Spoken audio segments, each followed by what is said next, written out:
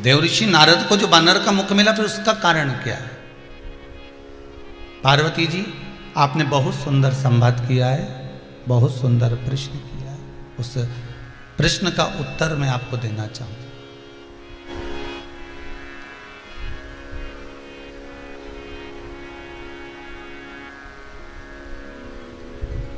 सुनो पार्वती,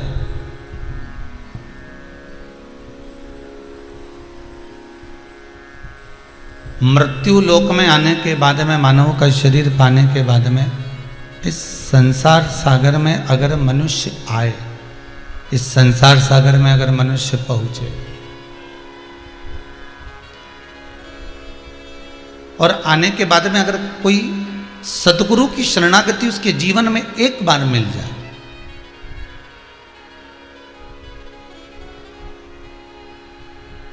सदगुरु की शरणागति उसके जीवन में अगर एक बार प्राप्त हो जाए, तो ये सिद्ध है कि वो जीव फिर 84 लाख योनियों में चक्कर ना काटते हुए सीधे मेरे धाम में आ जाता है, सीधे मेरे पास पहुंच जाता है।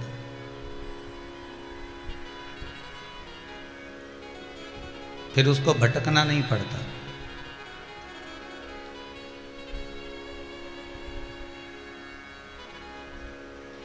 ये जो नारद के मुख से जो शब्द निकल रहे हैं, नारद के मुख से जो शब्दों का व्याख्यान हो रहा है, नारद के मुख से जो शब्द बोले जा रहे हैं, देवऋषि नारद जब तप साधना में कामदेव को जीत कर आ गए, और कामदेव को जीतने के बाद में जब देवऋषि नारद ने जब जाकर भगवान शंकर के सामने जिन शब्दों का संबोधन करा कि हे भूत अधिपति, हे भूतेश्वर, हे शंकर, हे त्रिकालदर्शी, हे कैलाशी, हे करुणा सागर, हे शिव, हे शंकर,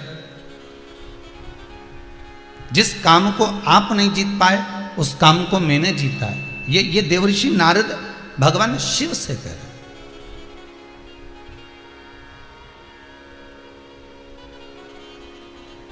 जिसको आपने नहीं जीता उसको मैंने जीता।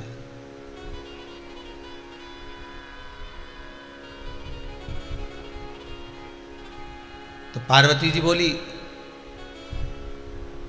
ये देवऋषि नारद का अहंकार ही तो था,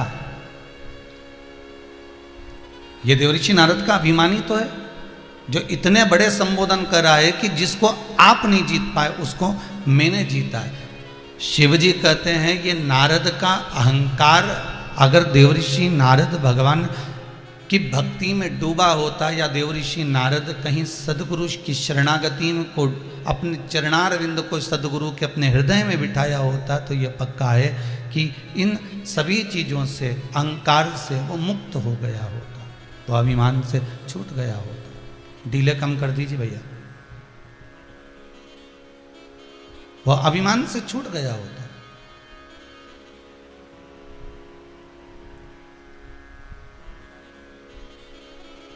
अभिमत्ता से वो वंचित हो गया होता।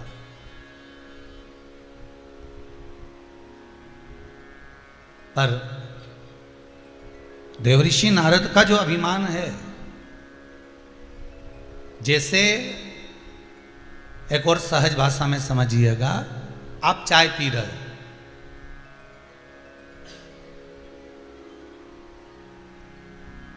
आप पानी पी रहे हो, चाय पी रहे हो, छाछ पी रहे हो, दूध पी रहे हो, और कप में आपके चाय रखी हुई है या गिलास में पानी रखा हुआ है।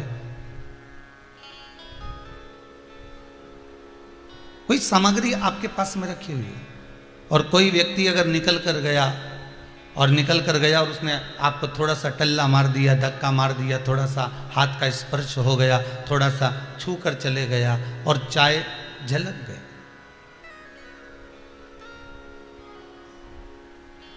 चाय नीचे गिर गई, आपके कपड़े पर, आपके आभूषण पर, आपके वस्त्र पर वो चाय नीचे गिर गई। मान लो किसी ने पूछा, कोई पूछा आपसे, और किसी ने पूछ लिया कि भाई ये करा क्या तुमने, तुम्हारे शरीर पर इतनी सारी चाय पड़ी हुई है, इतना सारा पानी पड़ा हुआ है, इतना सारा दूध पड़ा हुआ है, ये है क्या? तो आप तुरंत कहोगे उसने टल्ला मार दिया, उसने धक्का दे दिया, इसलिए ये चाय मेरे कपड़े पर झलक गई, गिर गई।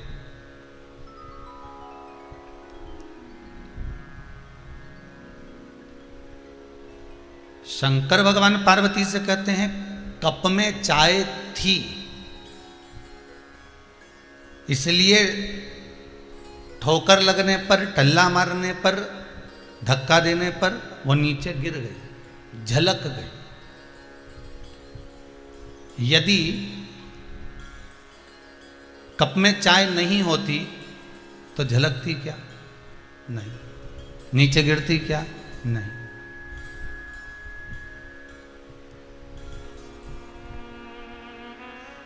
फिर वो झलकती नहीं, फिर वो नीचे नहीं गिरती। चाहे कितना भी लोग टल्ला मार कर जाएं, धक्का देकर जाएं, पर वो नीचे गिरेगी नहीं, ये पक्का। कप में चाय थी, इसलिए टल्ला मारने पर, धक्का देने पर झलक गई। शिव पुराण में भगवान शंकर पार्वती से कहते हैं सुनो पार्वती, भीतर यदि अहंकार होगा, काम होगा, लोभ होगा, आसक्ति होगी, तृष्णा होगी, वासना होगी, तो संसार के थोड़े से भी टल्ले से, थोड़ी सी भी स्पर्श से वो झलक जाए।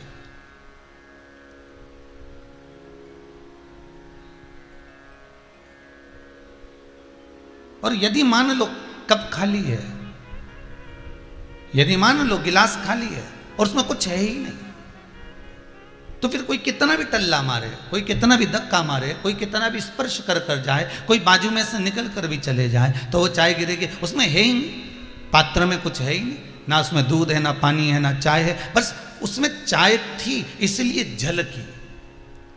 उसमें अहंकार था तो वो झलका, उसमें लोभ था तो वो झलका, उसमें अहंकार था, काम था, आसक्ति थी, तृष्णा थी, वासना थी, तो वो झलकी। अगर ये आसक्ति, अगर ये तृष्णा, अगर ये काम, अगर ये लोभ नहीं होता तो वो झलकता कैसे?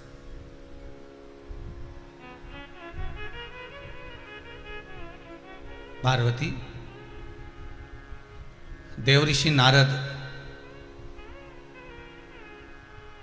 जिस समय पर कामदेव को जीतने के लिए तब साधना करने बैठे थे, तब उन्होंने ब्रह्मदेव से जाकर एक संवाद कहा था।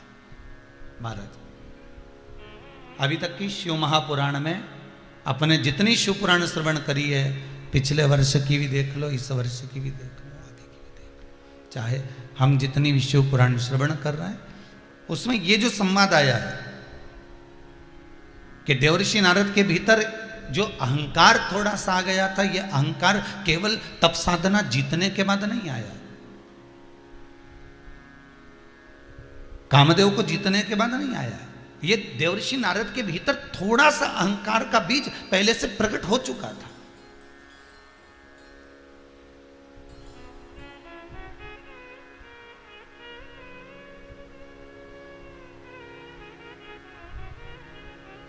थोड़ा सा अभिमान का बीज भीतर आ चुका था। महाराज, बस वही देवऋषि नारद उसी समय पर पार्वती से भगवान शिव कह रहे हैं, शंकर भगवान वर्णन कर रहे हैं, निवेदन कर रहे हैं, शिव जी वर्णन कर रहे हैं महाराज। और भगवान भूत अधिपति भूतेश्वर भगवान शिव जाकर पार्वती के सम्मुख में कहते हैं, पार्वती ये अहंकार का जो बीज है, अभिमान का जो फल है, अभिमान का जो बीज है, ये पहले से देवऋषि नारद के मन में आ गया था। इसलिए देवऋषि नारद सीधे ब्रह्मदेव के पास में पहुंचे और ब्रह्मा जी के पास में जाकर एक निवेदन करने के लिए, एक भाव रखकर, एक दिल हृदय चित्त वृत्ति से कुछ कहने के लिए पहुंचे। अब आप किसी से मिलने के लिए जाओ, मान लो आप किसी के यहाँ गए हो, आप किसी से मिलने के लिए पहुंचे हो, आप किसी के यहाँ बैठे हो और आप जाओ, उससे मिलो जुलो, सब बात करो, पर उसमें अभिमतता के संबोधन ना आए तो सुख का भान होगा।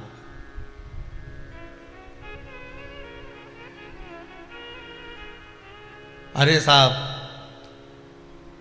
मैं तो 40 लाख का मकान खरीद रहा हूं। हो और एक ही नहीं, मेरे पास में तो पहले से 2-2 3-3 प्लाट पड़े हुए हैं। अच्छा, बहुत बढ़िया। तो उसको बताने की जरूरत क्या है? उसने तुमसे पूछा कि तुमने 40 लाख का मकान खरीदा कि 30 लाख का प्लाट खरीदा कि 15 लाख का कुछ खरीदा? उसने तुमसे कुछ पूछा? कुछ भी नहीं पूछा। कोई संबोधन नहीं कहा गया, कोई संबोधन नहीं बोला गया। उसके बाद भी हम डायरेक्ट जाकर कहते कि उसने 40 लाख का मैं तो मकान ले रहा हूं, मैंने एक प्लाट अपने पास पहले से पड़ा हुआ है, ये चीज पड़ी हुई है, वो चीज पड़ी हुई है। तो ये संबोधन का सुख नहीं है।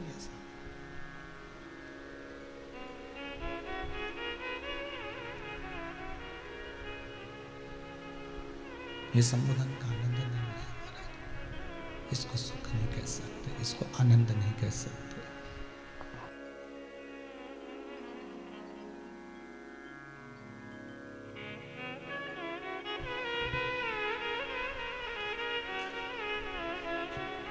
संबोधन का सुख नहीं है।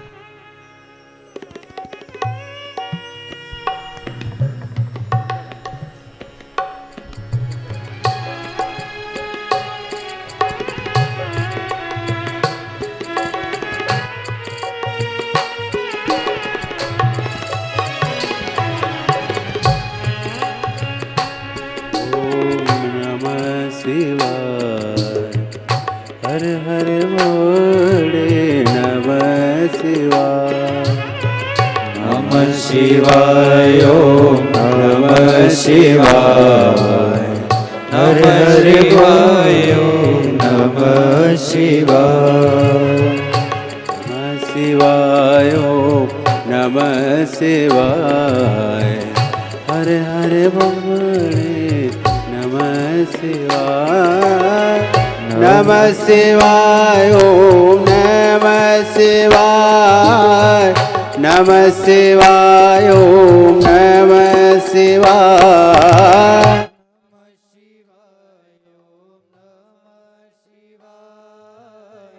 नमः शिवाय ओम नमः शिवाय। नमः शिवाय ओम नमः शिवाय। नमः शिवाय ओम नमः शिवाय। नमः शिवाय ओम नमः शिवाय।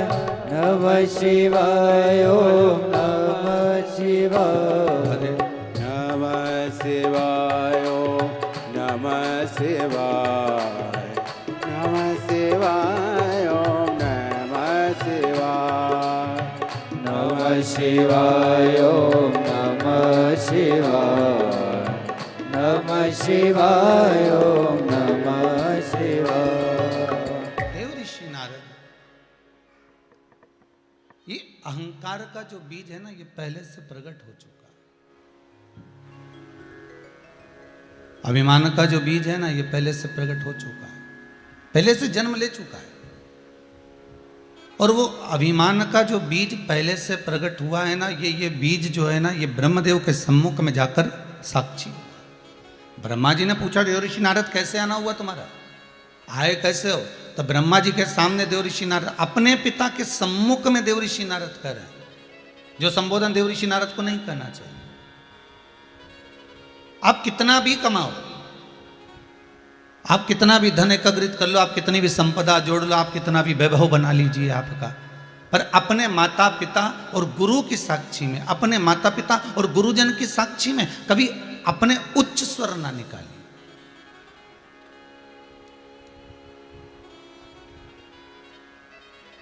कभी ऊंचे संबोधन ना निकालिए।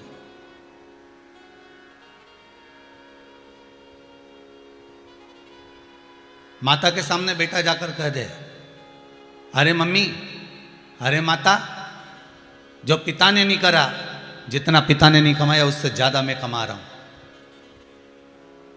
या बच्चा अपने पिता के सामने कह दे, पिताजी जो तुम नहीं कर पाए वो मैं कर कर दिखा रहा हूं।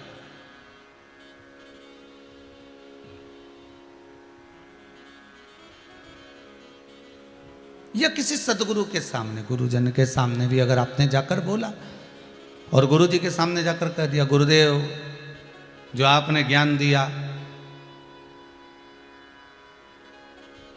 ये जितना आप ज्ञान प्रदान कर रहे हो, इससे 4 गुना ज्ञान तो मेरे पास में है। मैं ना जाने काशी पढ़कर आया, मथुरा वृंदावन पढ़कर आया, ना जाने कहाँ कहाँ मैंने एकाग्रित कर लिया। सारा ज्ञान इकट्ठा करने के बाद मैं आपके पास में आया हूँ, और वो भी गुरु मंत्र लेने के लिए।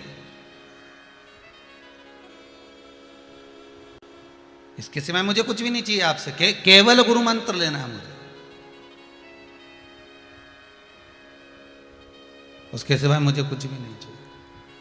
तब गुरुजी कहेंगे, भैया अच्छा चेला मिला राम जी।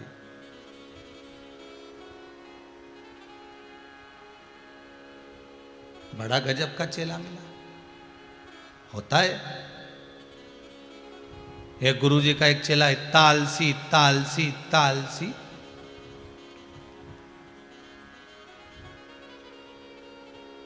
रात्रि को आश्रम में बिल्ली घुस गई, बिल्ली प्रवेश कर गई। और जैसे ही बिल्ली प्रवेश करी तो गुरुजी ने सोते सोते आराम से उसको आवाज लगा कर कहा, चेला, ओ चेला। हाँ गुरुदेव। देख तो बेटा वो बाहर जाकर जरा सा देखना, कमरे में बिल्ली घुस गई, आवाज आ रही है गुटर गुटर की, थोड़ा बहुत कुछ कर रही होगी, बर्तन हिला रही होगी, जरा देख ले। तो चेला आवाज लगा कर बोला, गुरुदेव मेरे को तो बिल्ली की आवाज आ ही नहीं रही है। गुरुजी ने कहा, अच्छी आफत हुई दादा। फिर गुरुजी ने कहा, बेटा बाहर पानी आ रहा है, गाय बंधी हुई है खूंटे से, उसको छोड़कर अंदर बांध दिया। चेला बोला, गुरुजी आपके होते हुए मैं किसी को बंधन से मुक्त कैसे कर सकता। गुरुजी बोले, गजब। अब आलसी तो चेला था, आपके होते हुए मैं किसी को बंधन से मुक्त कैसे कर सकता हूं? मैं कैसे जाकर उस गाय को खोल सकता हूं? ये काम तो आप कर सकते हो, बंधन से मुक्त करना ये तो गुरु का काम है, चेले का नहीं। इसलिए आप चले जाओ और उसको खोलकर अंदर बांध दिया। रात्रि हो गई, सोने लगे। अब नींद लगने लगी तो गुरुजी ने कहा, बेटा वो दिए की रोशनी को कम कर दे, थोड़ा दिया बंद कर दे। चेला बोला, गुरुजी आपने ही तो सिखाया है जिंदगी में लोगों के प्रकाश करो। अब मैं उठ के जाऊं और अंधकार करूं तो ये मुझे अच्छा थोड़ी ना लगेगा, ये तो गुरु ही कर सकता, ये गुरु के सिवा कोई नहीं कर सकता।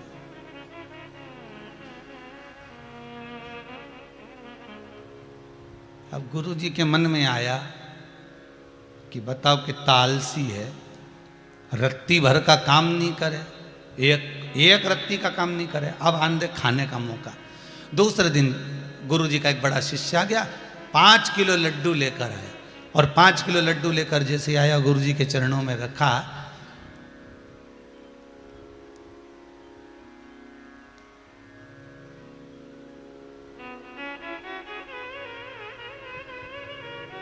और रखते से ही बड़े शिष्य ने छोटे शिष्य को बुलाया, आओ महाराज आप भी थोड़ा सा मीठा खा लीजिए।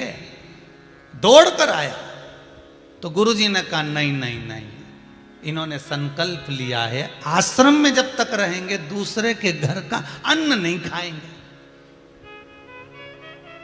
चेला ने मन में सोचा, बताओ गजब का हाल है, बड़ी मुश्किल से तो खाने को लड्डू मिला था आश्रम में इतने दिनों के बाद, और मालूम पड़े गुरुजी ने उसमें भी भांजी मार दी। गुरु के सम्मुख में, माता के सम्मुख में, पिता के सम्मुख में कभी ऊंचे शब्दों का संबोधन नहीं होना, कभी ऊंचे शब्दों का संबोधन ना हो, ना माता के सम्मुख में हो, ना पिता के सम्मुख में हो, ना गुरु के सम्मुख में हो। पर ब्रह्मा जी, तो ब्रह्मा जी ने पूछा तप साधना करो, दुनिया करती है, इतने सारे 33 कोटि देवता हैं, कोई ना कोई तप साधना करते ही रहते हैं, और भक्त लोग भी तप साधना करते हैं, आप भी तप साधना करो, मना कौन करता है। पर ब्रह्मा जी के सामने देवऋषि नारद ने जो संबोधन कहा कि तप साधना करूंगा तो ऐसी तप साधना करूंगा, ऐसी तप साधना करूंगा जैसी तप साधना कोई ना कर पाया हो, वो तप साधना मुझे करना।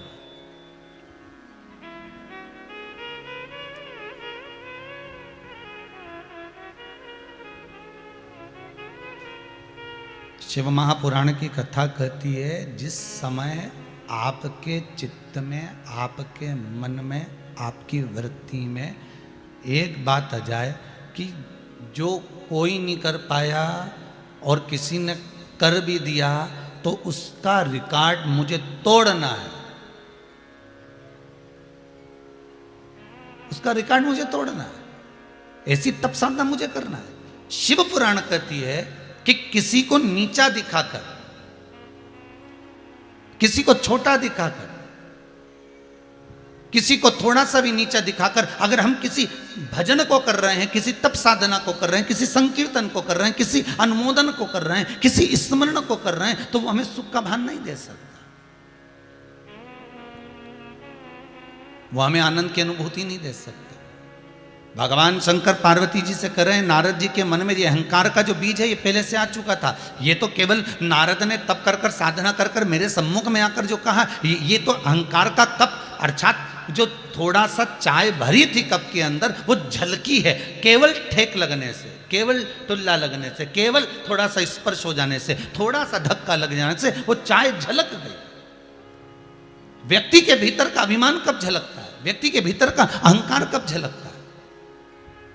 थोड़ा सा टल्ला लगा, मतलब किसी ने कहा वाह साहब वाह बहुत बढ़िया, तुम्हारे बराबर दुनिया में कोई दान नहीं कर सकता, तुम्हारे बराबर दुनिया में कोई पुण्य नहीं कर सकता, तुम्हारे बराबर दुनिया में कोई सत्कर्म नहीं कर सकता। बस ये थोड़ा सा जो टल्ला लगा है, थोड़ा सा जो धक्का लगा है, इस धक्के के बल पर बस वो चाय झलक गई, अहंकार झलक गया, अभिमान झलक गया, काम झलक गया, आसक्ति झलक गई, तृष्णा झलक गई, वासना आसक्ति तृष्णा सब झलक गई, थोड़ा सा टल्ला।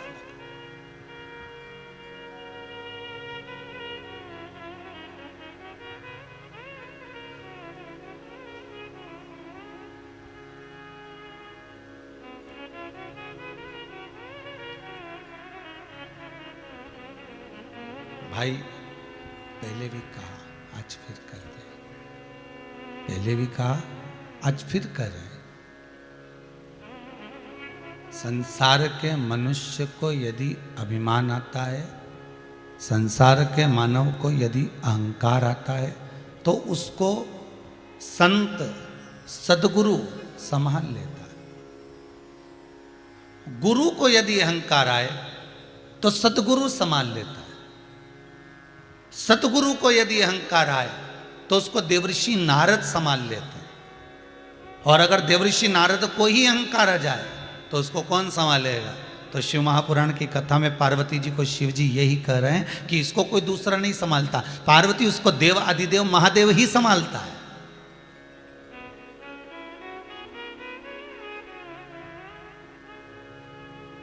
इसको कोई दूसरा संभालने वाला होगा भी नहीं।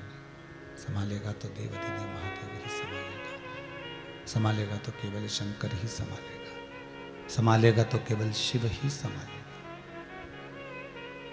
क्योंकि इस मृत्यु लोक का देव अधिदेव महादेव कोई साधारण नहीं है। संसार का सबसे बड़ा अगर कोई गुरु है तो वो शंभु है, वो शंकर, वो त्रिकालदर्शी, वो कैलाशी, वो अविनाशी है।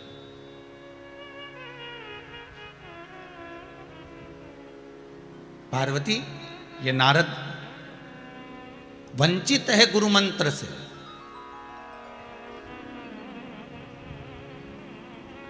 ये नारद गुरु मंत्र से वंचित है।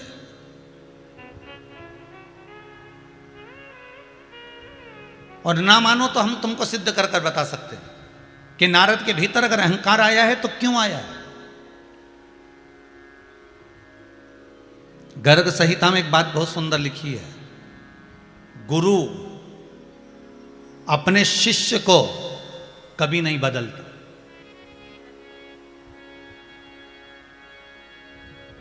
गर्ग संहिता में लिखा है, गुरु अपने चेले को, जिसको उसने गुरु मंत्र दिया है, उसको कभी नहीं बदलता, उसको कभी नहीं पलटता।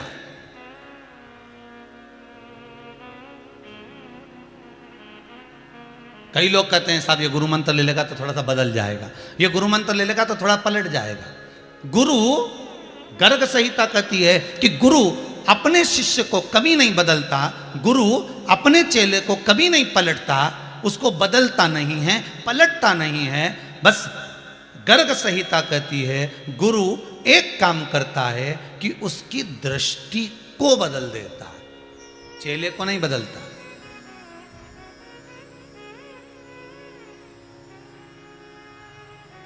गुरु का चेला कभी नहीं बदलेगा, ना पलटेगा। क्या बदलेगा? बदलेगा तो केवल दृष्टि, केवल दृष्टि। क्या करेगा वो? शिव महापुराण की कथा कहती है, वो उसकी दृष्टि में भगवान शिव को, भगवान राम को, भगवान कृष्ण को ऐसा विराजमान कर देता है, वो नेत्रों के भीतर परमात्मा को ऐसा विराजमान कर देता है, वो नेत्रों के भीतर भगवान को ऐसा विराजमान कर देता है कि व्यक्ति को सब कुछ श्रेष्ठतम ही दिखने लगता है।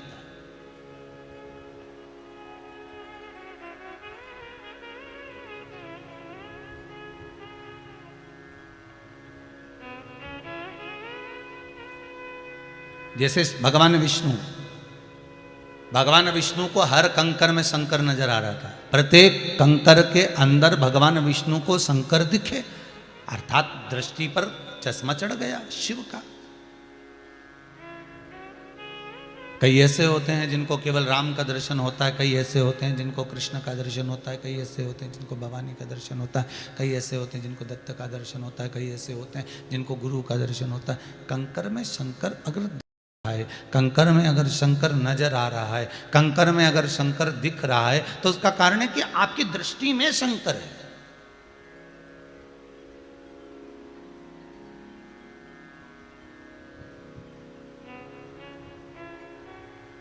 आपकी दृष्टि में शिव समाया हुआ है कि खानो नहीं भावे मन, पीनो नहीं भावे रे, दौड़ दौड़ मन सत्संग जावे रे, कि मैं तो शिव की दीवानी ऐसी हो गई रे, सपनों में आवे मारा त्रिपुरारी।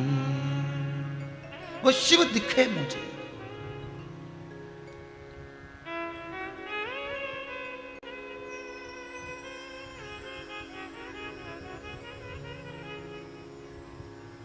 आपकी दृष्टि पर वो गुरु कभी तुम्हें नहीं बदलेगा, गुरु कभी तुम्हें नहीं पलटेगा। गुरु केवल बदलेगा तो तुम्हारी दृष्टि बदलेगा, गुरु बदलेगा तो तुम्हारी सोच बदलेगा, गुरु बदलेगा तो तुम्हारे विचार बदलेगा। और जिस समय पर तुम्हारी दृष्टि बदल गई, जिस समय पर तुम्हारी सोच बदल गई, जिस समय पर तुम्हारी चित्त वृत्ति बदल गई, बस उस समय पर गुरु समझ जाएगा कि अब यह बदल जाएगा, अब कुछ नहीं बदलना, अब इसको खुद को बदलना।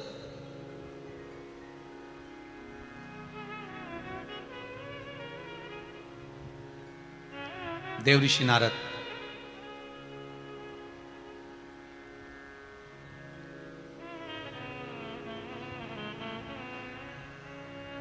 थोड़ा सा अहंकार था देव ऋषि नारद के भीतर, वो अहंकार प्रकट हो गया।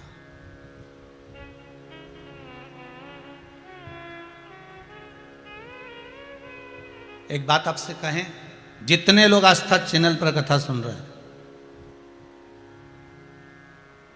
जितने फेसबुक और यूट्यूब पर कथा सुन रहे हो, बड़े बड़े ध्यान से सुनना और एक जवाब जरूर देना। पानी में गिरने से व्यक्ति की मृत्यु होती है क्या? जम के बोलो जरा। जितने लोग आस्था चैनल पर कथा सुन रहे हो, फेसबुक यूट्यूब पर श्रवण कर रहे हो, दिल से बोलना, पानी में गिरने से व्यक्ति की मृत्यु होती है क्या? नहीं, पानी में गिरने से व्यक्ति की मृत्यु नहीं होती। व्यक्ति की मृत्यु कब होती है? जब उसको तैरना नहीं आता।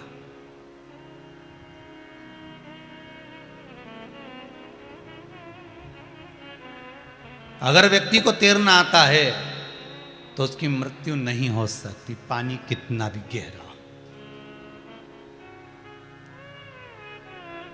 उसी तरह समस्या बहुत बड़ी होती है, दुख बहुत बड़ा होता है, बहुत बड़ा। दुख बहुत बड़ा है, समस्या बहुत बड़ी है, कष्ट बहुत बड़ा है। पर यदि आपको समस्या से निपटना आता है, जैसे पानी में गिरने से मृत्यु नहीं होती, मृत्यु कब होती है? जब आपको तैरना नहीं आता, तो फिर मरोगे।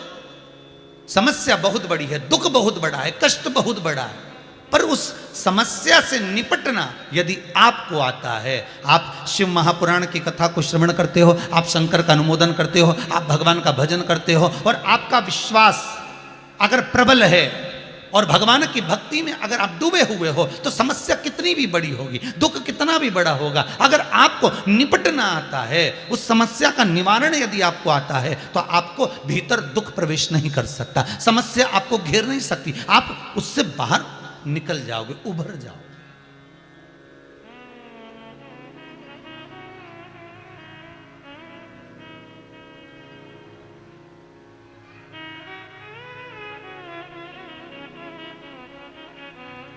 इस कुबेरेश्वर धाम में जितने भी लोग आते हैं, कोई राजस्थान, कोई यूपी, कोई दिल्ली, कोई ना जाने कहाँ कहाँ से लोग आते रहते हैं, मिलते हैं, जुलते हैं, बात करते हैं, तो उनसे जब चर्चा होती है तो वो बताते हैं कि हम आए थे और हमारे साथ में ये हुआ, हमने ऐसा किया, हमको ये हुआ। अर्थात आपका विश्वास नहीं डिगा है, मतलब आप शंकर का अनुमोदन कर रहे हो, शिव का स्मरण कर रहे हो, शंकर का भजन कर रहे हो, शिव भक्ति में आप डूबे हुए हो, शंकर के अनुमोदन में लगे हुए हो, किसी भी रूप में। जैसे भगवान विष्णु कहते हैं कि हर कंकर में शंकर है, इसलिए भगवान विष्णु को सांप बनना पड़ा और शंकर जी के गले में आना पड़ा। शिव जी के गले में जो एक सांप नजर आता है वो भगवान विष्णु है। शंकर जी के गले में एक सांप और शरीर पर 5 सांप, कुल मिला के तो 6 सांप तो शंकर जी के शरीर पर रहते हैं। 5 भगवान शिव की लड़कियां और एक गले में जो सर्प पड़ा है वो भगवान विष्णु।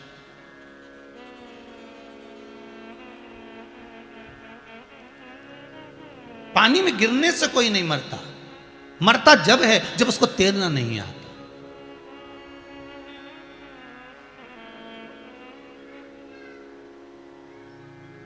समस्या बड़ी नहीं होती, समस्या बड़ी जब नजर आती है जब उसका निवारण नहीं आता।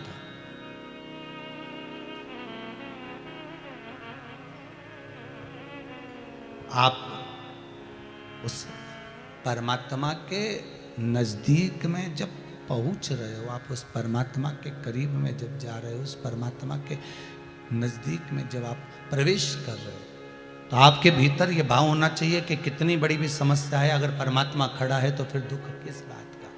शबरी अम्बा को बार बार जितने संत निकल कर जाते थे, जितने गुरुजन निकल कर जाते थे, शबरी अम्बा से कहते थे, अरे ओ शबरी, रोज बुआरी लगाती है, रोज झाड़ू लगाती है, रोज रंगोली डालती है, रोज सेज बिछाती है। और कई लोग तो हंसकर भी जाते थे, जितने जितने कई लोग ज्ञान की बात कह जाते थे, शबरी एक दिन भगवान तुझे जरूर मिलेगा। और कोई कोई कहता था, हो पागल है ये, तुम बावरी हो गई, ये तो बावरी हो गई, ना जाने क्या इसके बुद्धि में आया हुआ है, रोज बुआरी लगाती है, रोज झाड़ू लगाती, रोज सेज बिछाती। पर शबरी की चित्तवृत्ति में मातंग बाबा का संबोधन, मातंग ऋषि का शब्द एक बुद्धि चित्त में आ गया था कि मुझे दर्शन देने के लिए राम जरूर आएंगे। ये शबरी अम्बा के हृदय में बैठ गया था। फिर दुख कैसा भी हो, कोई कितना भी ताना दे, कोई कितनी भी गाली दे, कोई कितना भी अपशब्द कहे, पर शबरी अम्बा की चित्तवृत्ति में यह संजो गया था कि मेरे को राम का दर्शन होगा ही,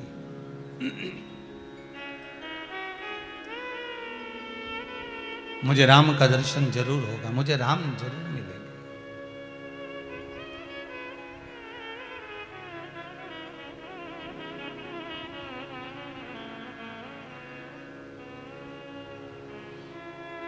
भाव था शब्द, शबरी संवारे रास्ता, आएंगे राम जी, मेरा भी धन्य जीवन बनाएंगे राम जी।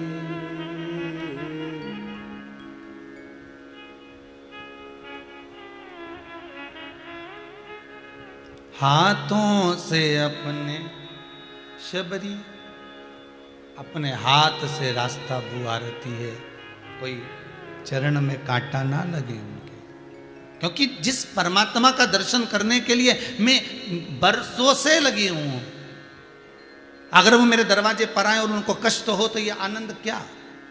बहुत ध्यान दीजिएगा इस प्रसंग पर भी कि हम मंदिर रोज जा रहे हैं भगवान का दीदार करने के लिए, भगवान का दर्शन करने के लिए, भगवान का स्मरण करने के लिए, और हमारे कारण अगर किसी को कष्ट हो तो वो मंदिर जाने का कोई सुख नहीं है।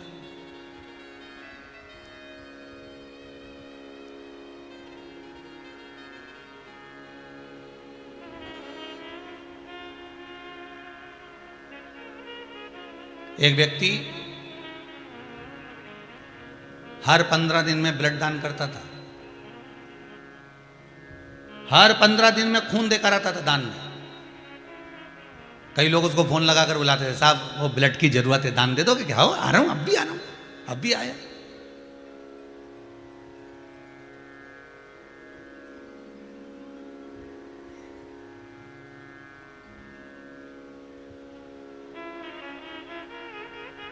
अब उसका हर जगह पे सम्मान होने लगा। साहब इसने कम से कम 100 जगह पर ब्लड दान दिया, ब्लड डोनेट किया। उसको बड़े बड़े प्रमाण पत्र मिलने लगे। बड़ा बड़ा प्रमाण पत्र उसको मिला कि इसने 100 जगह पर, 50 जगह पर, 60 जगह पर, 70 जगह पर इसने ब्लड दान दिया, ब्लड डोनेट करा, इसने खून दिया है।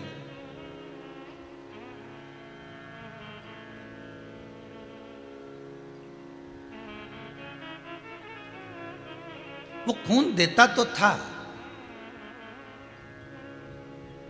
पर परिवार में, कुटुंब में कोई शब्द ऐसा बोल जाता था कि ना जाने कितनों का खून जला भी देता था। कितना सुंदर कहा है महाराज जी। यह जरूरी नहीं है कि आप किसी को खून दोगे, रक्त दोगे, तब उसको प्रसन्नता मिलेगी।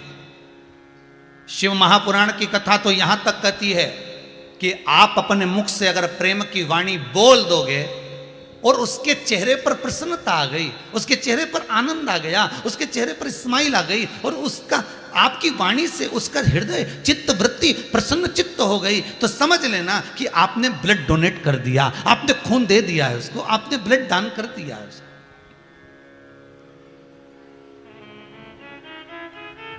अगर प्रेम का संबोधन उसके लिए कहा गया है, प्रेम का संबोधन बोला गया, अच्छी वाणी बोली गई, अच्छे शब्द बोले गए, अच्छे संबोधन कहे गए, तो समझ लो कि उसको आपने ब्लड दे दिया।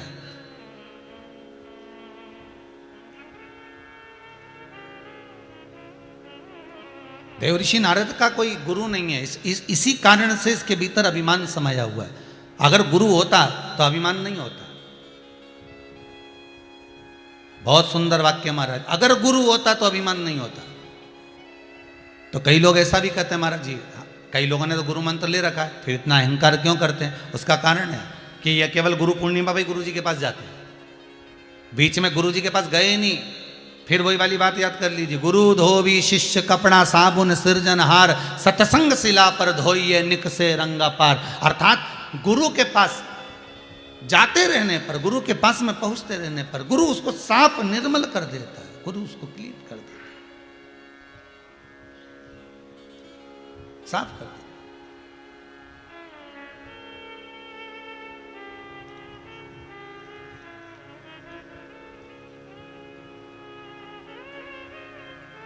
वो तो जाए और नमन करे महाराज, जाकर नमन करे, अपने हृदय चित्त की बात गुरु के सम्मुख में कह दे। फिर निवेदन करूंगा जो पहले का आज फिर कह रहा हूं, माता पिता और गुरु के सामने अपने दिल की बात कह दो, जो कुछ कहना कह दो।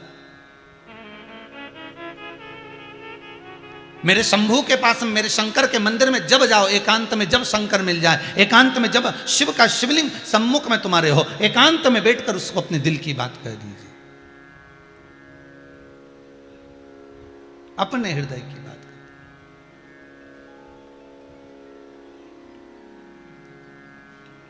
हे भोलेनाथ, हे गुरुदेव, स्वीकार कीजिए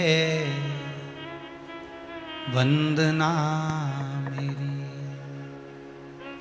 चरणों में गुरुवर के प्रणाम करता हूँ, चरणों में गुरुवर के प्रणाम करता हूँ, स्वीकार कीजिए वंदना हमारी, स्वीकार कीजिए दास की वंदना, स्वीकार कीजिए दास की स्वीकार कीजिए दास की वंदना। जय हो।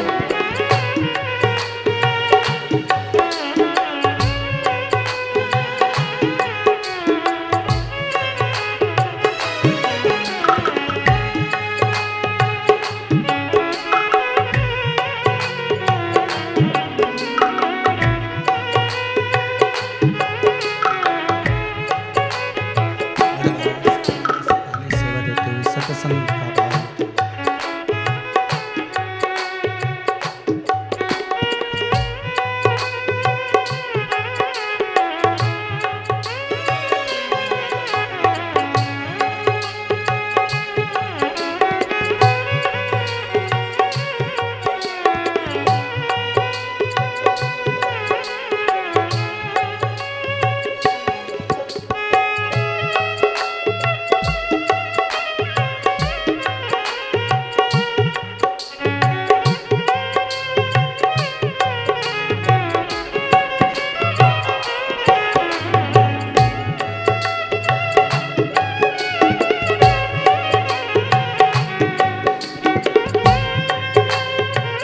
भाव बड़े आनंद से ताली से बजते हो। जय हो।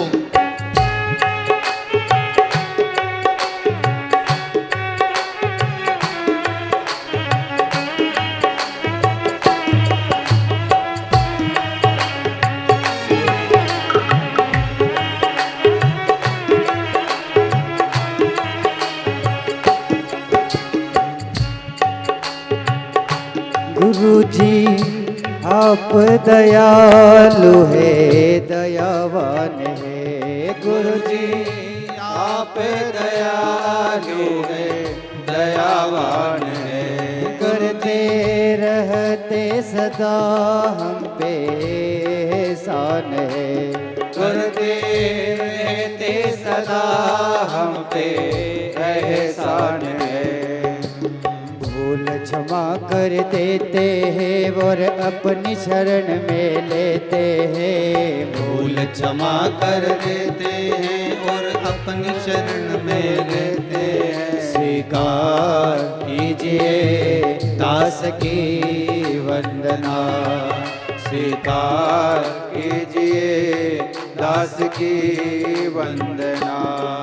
चरणों में गुरुवर के प्रणाम करता हूँ। चरणों में गुरुवर के प्रणाम करता हूँ। स्वीकार कीजिए जय हो। दास की वंदना। स्वीकार कीजिए दास की वंदना। स्वीकार कीजिए दास की वंदना। स्वीकार कीजिए दास की वंदना। जय गुरुदेव।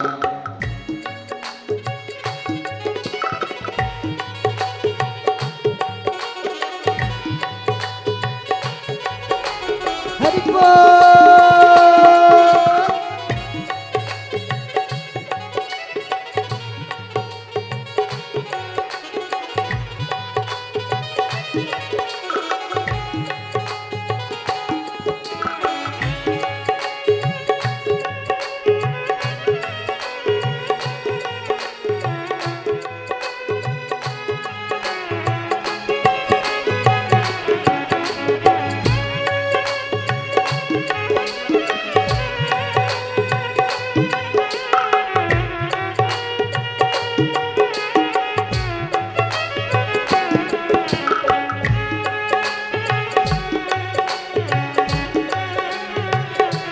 हर भोले।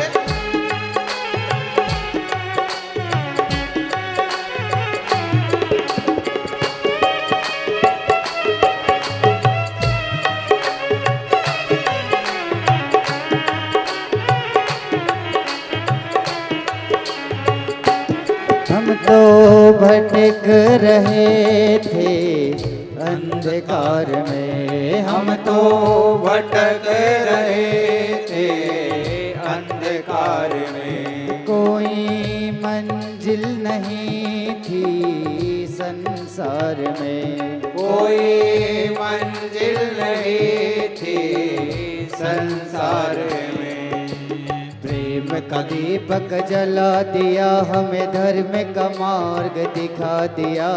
प्रेम का दीपक जला दिया, हमें धर्म का मार्ग दिखा दिया। स्वीकार कीजिए दास की वंदना, स्वीकार कीजिए दास की वंदना।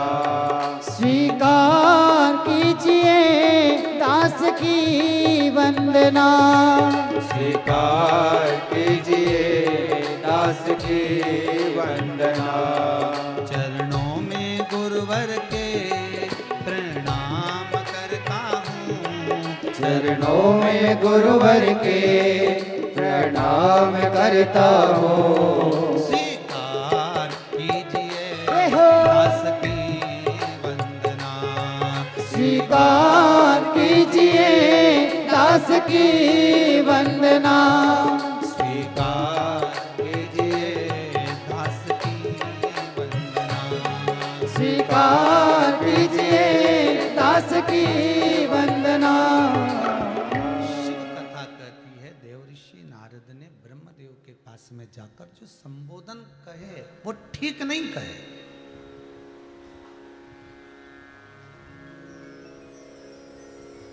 कहे बेटा अपने पिता से जो कहना कहे अच्छे दिल से कहे,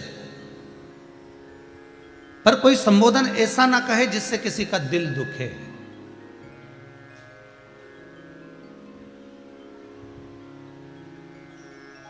वाणी ऐसी बोलिए जो मन का आपा खोए।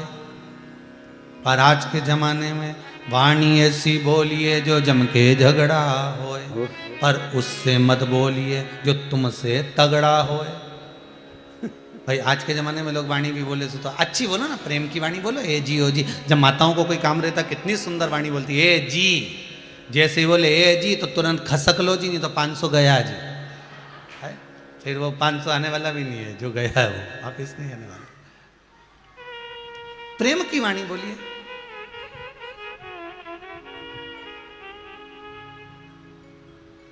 जितनी स्नेह की वाणी हो सकती है बोलिए। पर देव ऋषि नारद ने अपने पिता के सामने, ब्रह्मदेव के सामने भी जो वाणी बोली ना, वो बड़ी अहंकार की वाणी थी। मेरा मन है पिताजी, मेरा मन है। ब्रह्मा जी ने कहा क्या मन है? मेरा मन है कि जिस कामदेव को शंकर नहीं जीते थे ना, उस कामदेव को मैं थोड़ा सा जीत कर बताना चाहता हूं इस संसार के लोगों को कि अगर आप चाहें तो क्यों ना जीत सकते।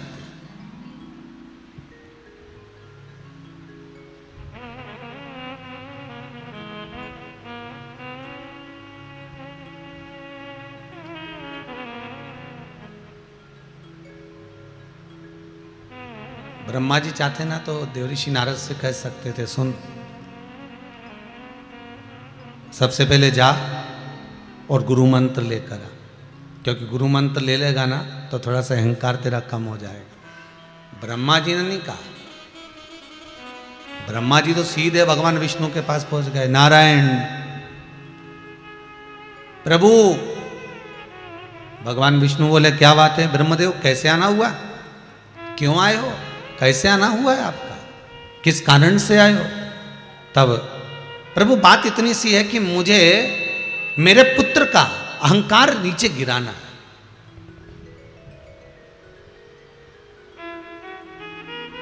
और कोई इसको सदगुरु मिल जाए, ऐसा कोई एक गुरु ऐसा जीवन में मिल जाए जो इसके जीवन को सार्थक बना दे, ऐसा कोई गुरु मिल जाए तब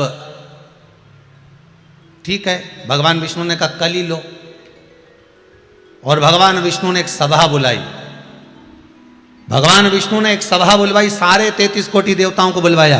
सारे देवता आकर विराजमान हुए, और जैसे ही देवता आकर विराजमान हुए थोड़ी देर बाद देव ऋषि नारद आ गए। श्रीमन नारायण श्रीमन नारायण श्रीमन नारायण। जैसे ही नारद जी आए इतने में तुरंत सारे देवताओं ने उनको प्रणाम करा, और प्रणाम करने के बाद सारी कुर्सियां भरी हुई थी, एक भी कुर्सी खाली नहीं छोड़ी देवता।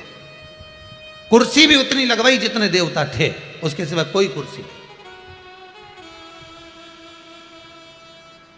साधु सन्यासी तपस्वी साधक उपासक संत महात्मा सबको बिठा दिया, जगह जगह पर ले जाकर सबको विराजमान कर दिया। सब बैठ गए, सब जहाँ जहाँ बैठना था वहाँ बैठ गए। आखिरी में देव ऋषि नारद आ रहे हैं, आखिरी में देव ऋषि नारद पहुँच रहे हैं। और देव ऋषि नारद आखिरी में जब आए, आते से उन्होंने भगवान विष्णु को प्रणाम करा, ब्रह्मा जी को प्रणाम करा, सबको प्रणाम कर देव ऋषि नारद ने पूछा मैं कहाँ बैठूं?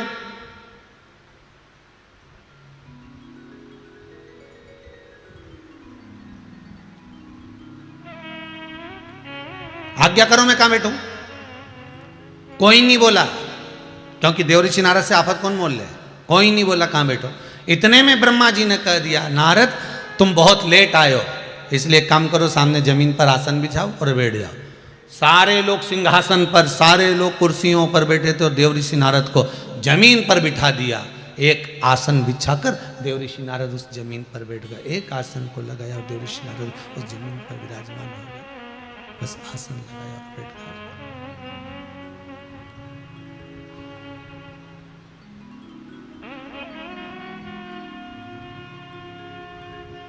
अब आप लोग बोलेंगे गुरुजी ये कथा कहां से लेकर आए हो कि नारद जी को जमीन पर बिठाया? नारद पंचतंत्र में से ये कथा निकाली है, ठीक है? जिसको अगर पढ़ना हो तो वो पढ़ सकते हो, नहीं तो आप लोग कहो कि ये संवाद कहां से मिल गए कि देव ऋषि नारद तो हमेशा आते थे तो उनको ऊंचे सिंहासन पर बिठाते थे, पर नारद को जमीन पर बिठाया, ये संवाद कहां से? तो नारद पंचतंत्र से कथा निकाली है, जमीन पर बिठा दिया।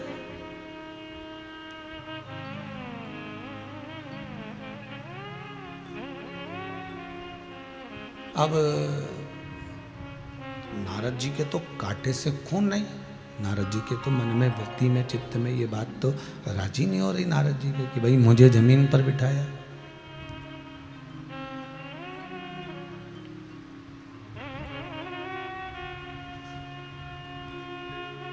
मौन होकर नारद जी महाराज बैठे, सबका आपस में बातचीत चालू हुई, सब आपस में चर्चा कर रहे हैं, बात कर रहे हैं, चित्त कर रहे हैं, पर देव ऋषि नारद मौन होकर बैठे हुए, बिल्कुल एकदम मौन हो गए।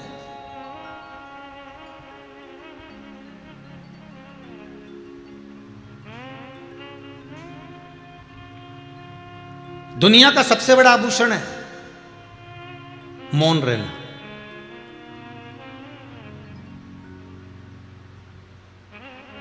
बुढ़ापे में क्या तुम्हारे पास होगा कि तुम्हारे बहू बेटा तुम्हें पूछेंगे? बुढ़ापे में क्या तुम्हारे पास होगा कि तुम्हारे परिवार वाले तुम्हें 2 रोटी दे देंगे? बुढ़ापे में क्या तुम्हारे पास में होगा कि तुम्हारे रिश्तेदार भी तुम्हें पूछ लेंगे? धन नहीं, पैसा नहीं, दौलत और प्रॉपर्टी नहीं। आज के बहू और बेटा, आज के बेटी और दामाद, आज के पोता पोती, आज के रिश्तेदार तुम्हारे धन से मतलब नहीं रखते, क्योंकि उनको मालूम है ये कौन सा तू हमको देके जाएगा, कौन सी संपदा हमें दे जाएगा। और बेटे और बहू को भी मतलब नहीं, वो सोचते हैं कि जिंदगी छोटी सी तो है, कब कौन को जाना पड़ जाए, क्या भरोसा। अगर हम सोचें कि जायदाद के चक्कर में इनकी बातें सुनते तो धन मूल नहीं है। आज के जमाने में लोग धन की महत्वता नहीं जानते।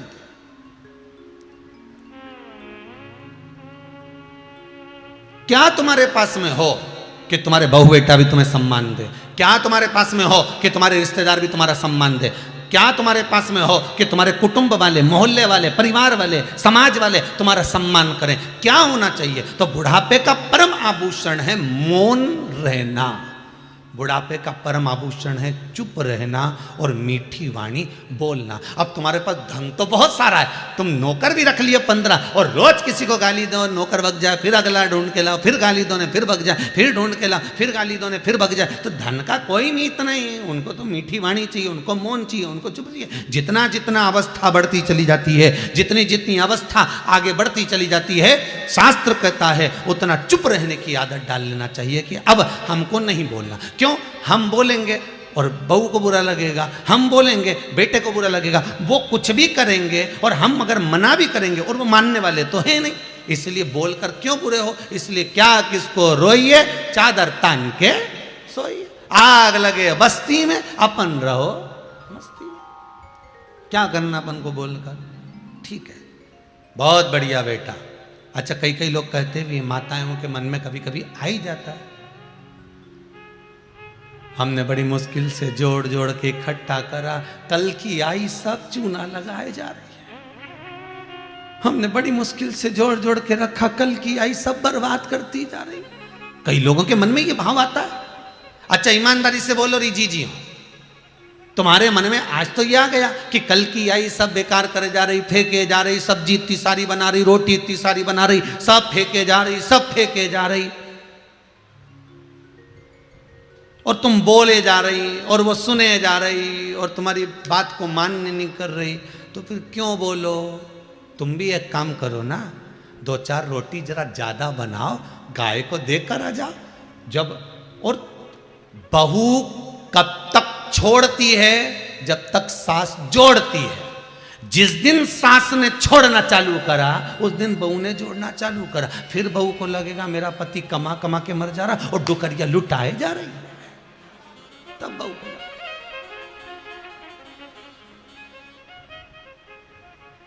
तब लगेगा।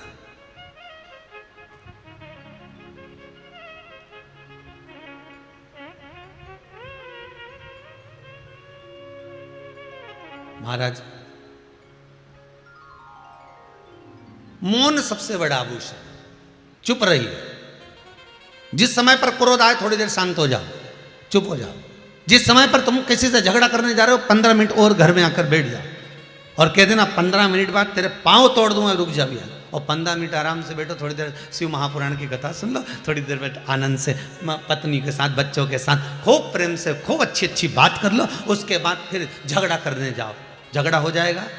अरे बोलो तो सही, लड़ाई होगी नहीं, क्योंकि मन चेंज हो गया, बदल गया। बस 15 मिनट और क्या आना उसको, 15 मिनट रुक तू, अभी आया मैं अपनी पत्नी से बात करके, और जा अंदर, और अंदर जाके उसके बाद मैं बैठ जरा पापड़ सेक के रोटी खाना है, और रोटी वोटी खा के वो पूछे जल्दी में, कह 15 मिनट बाद उसकी टांग तोड़ के आना है मुझे, बस तू रोटी ला मारो को। और पत्नी भी पति से अच्छी अच्छी बात कर ले, रिश्तेदार आपस में अच्छी अच्छी बात कर ले, पूरे मोहल्ले के लोग बहुत प्रेम की बात कर ले। इतनी देर में फिर झगड़ा करने जा, और वो कह अब तोड़ टांग, तो नहीं तोड़ू, जा नहीं तोड़ना। मैं कहा को टांग तोड़ दी, समय आएगा सब टूट जाएगी, मेरे को क्या करना तोड़ के। विचार चेंज। 10 मिनट का क्रोध आता है, 5 मिनट का क्रोध आता है, 2 मिनट का क्रोध आता है, कुछ देर का क्रोध आता है, ऐसा क्रोध आता है कि सब करा की धरा रह जाता है, सब करा की धरा।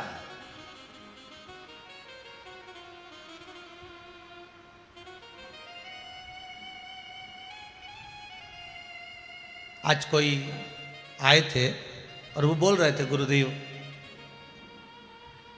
मेरा पति 6 महीने से जेल के अंदर पड़ा हुआ है, बड़ी दुखी हूं। मैंने पूछा बहन ऐसा क्या हो गया कि तेरा पति जेल में पड़ा? बस खेत पे पानी देने गया था, वो जरा सी मेड़ का चक्कर था, और उधर से हमारा जेठ का लड़का निकल के जा रहा था और उसके दोस्तों के साथ में, और उसने जरा सी मोटरसाइकिल को इस मेड़ पे चढ़ाकर सोयाबीन में से, पिछले गेहूं में से थोड़ा 2 चांस में से ऐसा गाड़ी को निकाल लिया। अब बताओ गेहूं कितने का होगा जिस पे गाड़ी चढ़ी होगी, वो कितने का गेहूं होगा? अंदाजा लगाना जरा जरा सा, कितने का होगा? 3000 रुपये कुंटल। तो क्या 1 कुंटल पे पूरे पे गाड़ी चला दी क्या उसने? कितने पे चढ़ाई होगी? ज्यादा से ज्यादा 200, 300, 400 रुपए का गेहूं, उतने में चढ़ी होगी गाड़ी। पर क्रोध इतना आया, और वहीं मेरे जेठ के लड़के से लड़ाई हो गई मेरे पति की, इतना झगड़ा हुआ, इतना झगड़ा हुआ। और वो टी रखी हुई थी, टी कौन सी, वो पाइप में लगाने वाली टी रखी हुई थी, और बस झगड़े में वो मेरे पति ने जरा सा उसको मारा होगा, वो मारा तो वो सिर पे लग गया तो वो मई की मई मर गया। अब क्रोध कितनी देर का था? मात्र जरा सी देर का, मात्र जरा सी देर का। अब क्या हो रहा है? भुगतना कितना पड़ रहा है? पड़ेगा।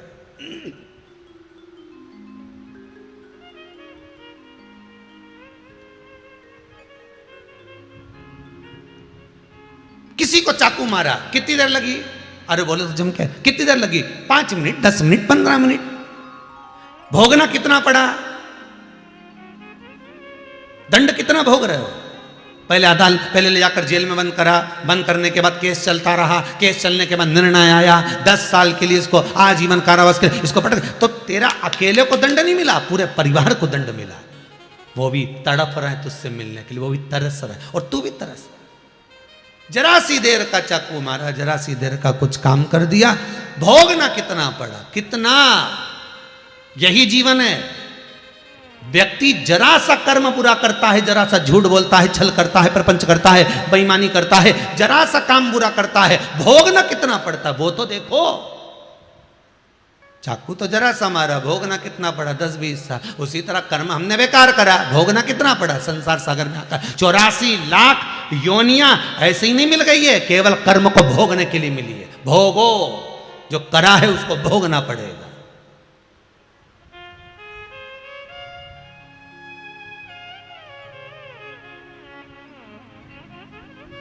थोड़ी सी देर का क्रोध है महाराज, आ गया, जरा सी देर का क्रोध आ गया, अंदर चले जाओ, घर के अंदर, बिल्कुल घर के अंदर, कमरे में थोड़ी देर बैठकर शिव महापुराण की कथा सुन लो, मोबाइल पर देख लो, फेसबुक यूट्यूब पर सुन लो, आस्था चैनल पर सुन लो। इतने में भी नहीं मन माने तो फिर थोड़ा सा पत्नी बच्चों के बीच में बैठकर थोड़ी सी बातचीत कर लो। 10 मिनट के लिए टाल दिया जाए विवाद को, क्रोध को 15 मिनट के लिए टाल दिया जाए, 15 मिनट के लिए छोड़ दिया, फिर देखेंगे अपन बाद में। पर नहीं छूटता सा, इतना आग बबूला हो गया, इतना हो गया, सब नष्ट कर दिया, सब कर।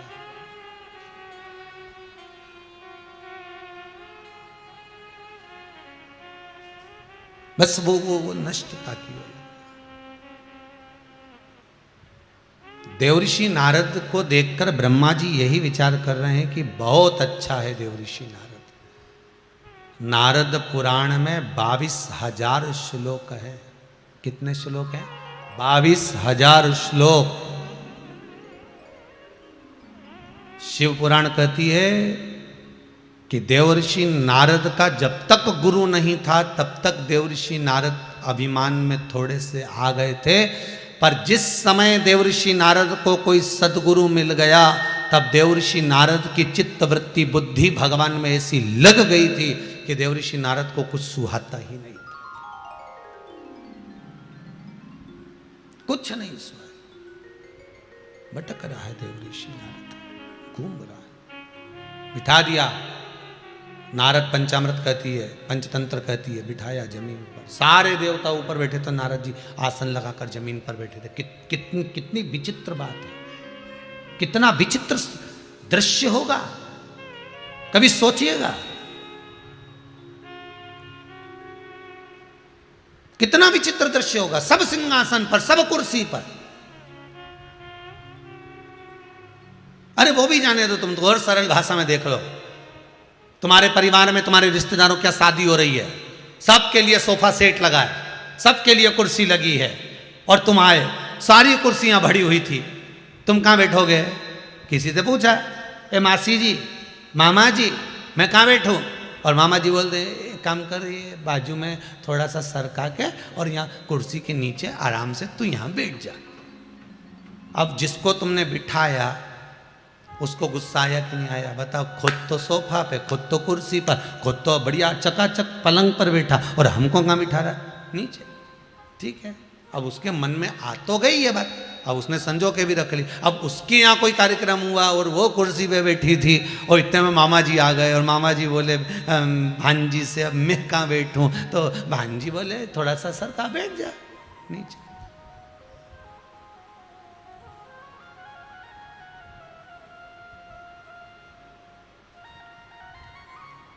बड़ा विचित्र संसार है।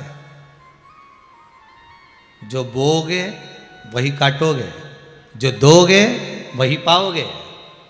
मीठी वाणी दोगे तो मीठा मिलेगा, तीखी वाणी दोगे तो तीखा मिलेगा, अच्छा बोलोगे तो अच्छा मिलेगा। जैसी आप सामने वाले को दे रहे हो वैसा की वैसे ही आपको प्राप्त होना, वैसा की वैसे। नारद जी बैठ गए आसन लगाकर, पर नारद के मन में यह खलबली मची हुई है कि मुझे जमीन पर आखिर आसन लगाकर क्यों बिठाया। जब ये सब सिंहासन पर बैठे हैं तो मेरे लिए आसन क्यों लगाया गया, मेरे लिए आसन क्यों रखा गया महाराज, किस लिए?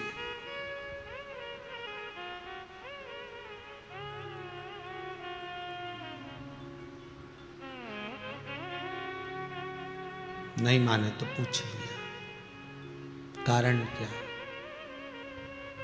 जमीन पर बिठाने का कारण क्या है। तो ब्रह्मा जी ने तब कहा देवऋषि नारद से, नारद तुम मेरे पुत्र हो और आज आप मेरे पुत्र मुझसे पूछ रहे हो, तो मैं सत्यता का भाव बताना चाहता हूं कि तुम्हें जमीन पर बिठाने का कारण केवल इतना सा है कि तुम्हारा कोई गुरु नहीं है, तुम नुगरे हो।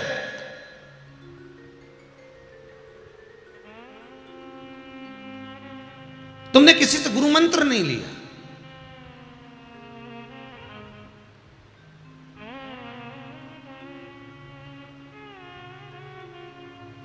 देवऋषि नारद बोले, मेरा नाम जानते हैं ना पिताजी आप? ब्रह्मा जी बोले, हां जानता हूं, क्या नाम है मेरा? ब्रह्मा जी ने कहा तुम्हारा नाम नारद है। देवऋषि नारद बोले, केवल नारद नहीं, केवल नारद नहीं, देवऋषि नारद।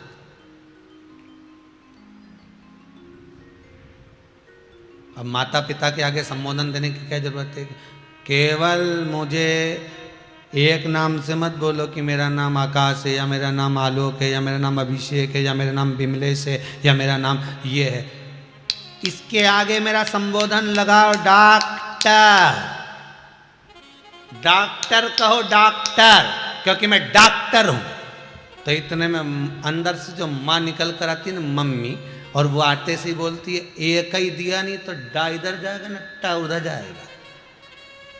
मेरे लिए तू मेरा बेटा है, डॉक्टर नहीं है। मेरे लिए तू मेरा पुत्र है, इंजीनियर नहीं है। मेरे लिए तू मेरा पुत्र है, सीए नहीं है। मेरे लिए तू मेरा पुत्र है, कलेक्टर नहीं है। मेरे लिए तू मेरा पुत्र है, एसपी और डीएसपी नहीं है। मेरे लिए तू मेरा पुत्र है, मंत्री और संतरी नहीं है। मेरे लिए तू मेरा पुत्र है, पीएम और सीएम नहीं है। तू केवल मेरा पुत्र है।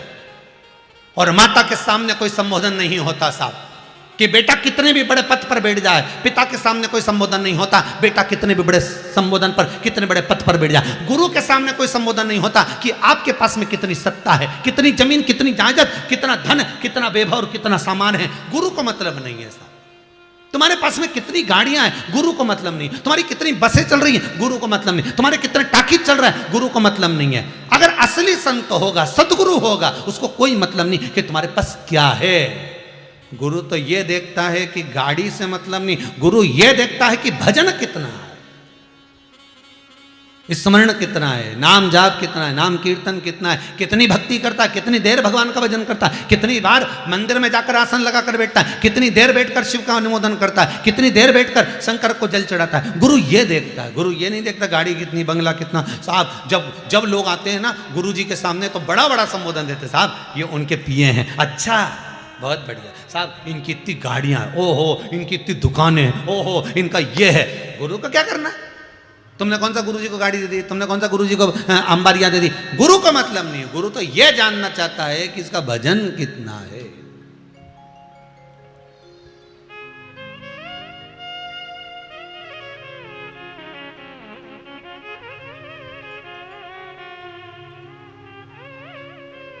उसको मतलब ही नहीं कोई चीज। वो अपनी भक्ति में, अपनी चित्तवृत्ति में, अपने आनंद में बस सदा तत्परता में डूबा ही रहता है। उसको मतलब नहीं तुमसे। बस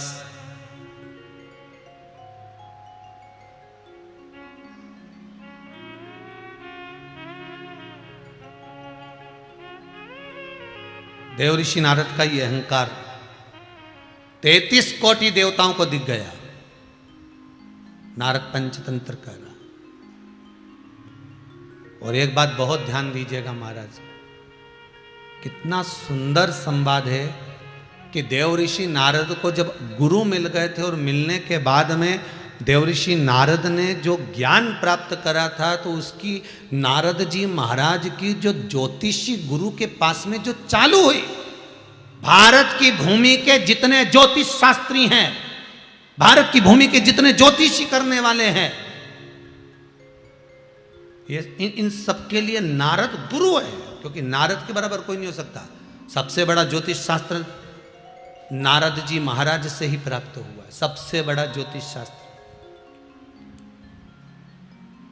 22,000 श्लोक नारद पुराण में हैं, जिसमें से महाराज लगभग 2700 श्लोक ज्योतिष शास्त्र के देवऋषि नारद ने प्रकट करवाए। ये जितना ज्योतिष शास्त्र चलता है ना, ज्योतिषी देखने वाले देखते हैं, सब नारद की कृपा। केवल गुरु मिला और सवर गया।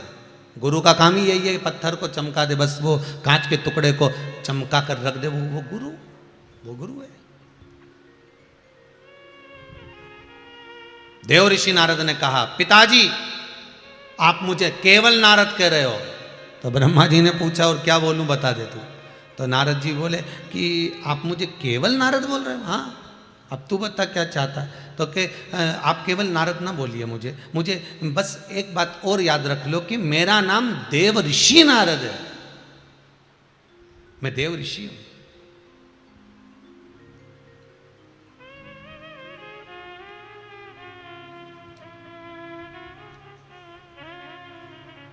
केवल देव ऋषि।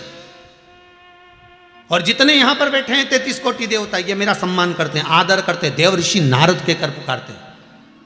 भगवान ब्रह्मा जी के मन में आ गया, बस दिक्कत तो यही है ना, दिक्कत तो यही है। जो अहंकार अगर एक बार आ गया तो टूटने में बहुत समय लगता है महाराज, बहुत समय लगता है। अहंकार को तोड़ने में बहुत समय लगता है।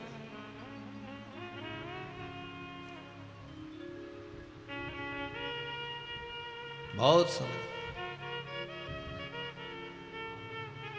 ब्रह्मा जी से पूछा देवऋषि नारद ने, मुझे क्या करना चाहिए, मैं क्या करूं, आप बताओ। भगवान ब्रह्मदेव ने कहा, एक काम करो, कोई असली गुरु ढूंढ लो, कोई असली गुरु। शिव महापुराण की कथा कहती है, नारद जी ने तप करने से पहले, अभी तक जितनी लॉकडाउन में कथा श्रवण करी है उसमें अपन ने केवल एक संवाद सुना था कि नारद जी ने तप करा, कामदेव को जीता, शंकर जी के पास गए, रुद्राक्ष की माला मिली, वो फेंक दी, नंदी ने उठाई, नारद जी विष्णु भगवान के पास में गए और उनका बंदर का मुख लगा। ये कथा तो अपन सुन चुके हैं, पर इस गुरु शिव महापुराण की कथा जो चल रही है, जिस कथा में गुरु के महत्व को हमें जानना है कि देवर्षि नारद के गुरु कौन थे, पार्वती के गुरु कौन थे, शंकर के गुरु कौन थे, भगवान कृष्ण के गुरु कौन थे, राम के गुरु कौन थे, उनका संबोधन जो हमको जानना। नंदी के गुरु कौन, श्री हनुमान जी के गुरु कौन, गणेश जी महाराज के गुरु कौन, कार्तिकेय के गुरु कौन, शिव जी के गले में जो सर्प पड़ा है सर्प के गुरु कौन, भगवान विष्णु के गुरु कौन। कोई तुमसे पूछ ले इनके गुरु हैं कौन, उनका संबोधन सुनाइए, जरा लेकर आइए कि इनके गुरु हैं कौन, आखिर कौन गुरु है, वो संबोधन को सुनना चाहिए।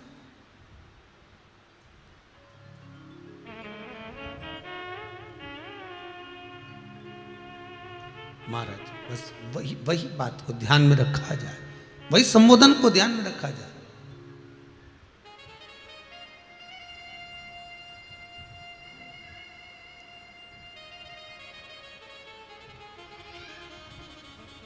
जाइए गुरु मंत्र ले लो, कोई असली गुरु मिल जाए जीवन में तो मंत्र जरूर ले लो। फिर कहेंगे पानी पियो छान और गुरु करो जान। 50 बार विचार करना तब गुरु मंत्र लेना साहब। जिंदगी का सवाल है, जिंदगी का सवाल। मन को छू जाए कि ये गुरु मंत्र मिलेगा तो इससे मुझे शिव मिलेगा, तो समझ लो कि गुरु दीक्षा लेना, गुरु मंत्र लेना सार्थक है, वरना नहीं।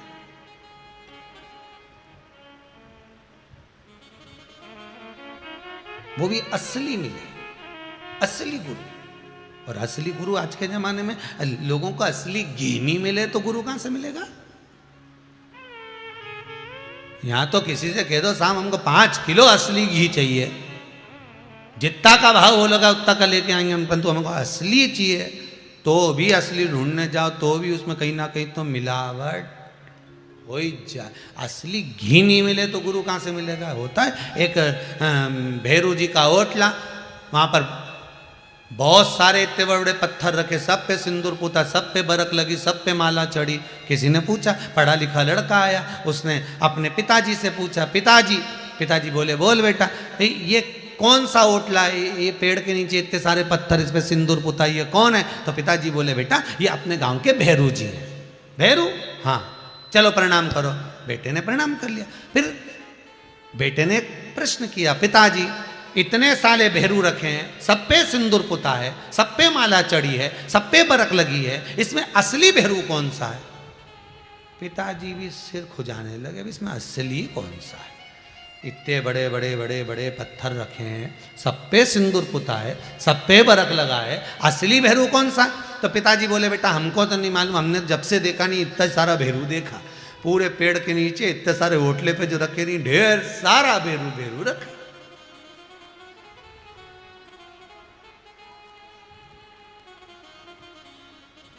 अब प्रश्न तो खड़े हो जाते हैं ना, प्रश्न तो सामने आते हैं। हाँ, तेरे दादाजी को मालूम होगा, चल घर गया तो जाते सी उसने बैग रखा दादाजी के पास, दादाजी भैरू जी के ओटले पर इतने सारे भैरू रखे हैं, इसमें असली भैरू कौन सा है? दादाजी बोले बेटा हमारा जमाना में तो एक ही भैरू था, बीच में जो इतना बड़ा पत्थर दिख रहा है भाटा रखा हुआ, हाँ लोग उसी पे सिंदूर पोतते थे, उसी को माला पहनाते थे, और ये बाकी का इतना सारा पत्थर रखा, ढेर सारा भैरू ही भैरू इकट्ठा हो गया, ये कहाँ से आया? तो दादाजी बोले बेटा हमारा जमाने में एक ही भैरू था, लोग सिंदूर पोतने आते थे, साथ में रुमाल नेपकिन नहीं लाते थे, एक पत्थर उठाया हाथ पोछा पटक गए, दूसरा पत्थर उठाया हाथ पोछा पटक गए, तीसरा आया हाथ पोछा पटक गए। एक ही भैरू था, पर उसके पास में जितने पत्थर रखे नहीं सब हाथ पोछ पोछ के धर के चले गए। अब लोगों ने सोचा कि ये ही भैरू है, तो लोग आते सिंदूर पोतने, तो जो असली बीच में उसको तो कोई पोतता ही नहीं, जितने पुता हुआ उन पड़े रहते उनको ही पोत के चले जाते, और असली धरा की धरा रह जाते, असली पड़ा की पड़ा ही रह जाते।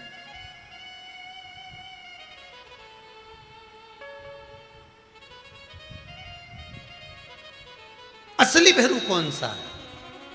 तो कहा बीच में जो है बस, बाकी के वो तो पूछा हुआ है, सब हाथ पोछ पोछ के पटक गए, उसी पे लोग सिंदूर पोत दिया। बस यही जीवन है। असली सतगुरु को पहचानना, असली गुरु को जानना बहुत कठिन है। संसार में इतने गुरु हो जाएंगे, इतने गुरु हो गए, इतने गुरु हो गए कि ढेर के भाव में मिल जाए, पर असली कैसे मिलेगा? असली ढूंढो।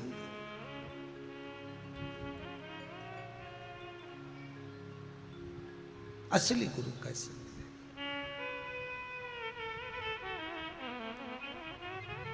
गुरु बिन ज्ञान न उपजे, गुरु बिन संशय ना मिटे, गुरु बिन भक्ति ना मिले, गुरु बिन मुक्ति ना मिले।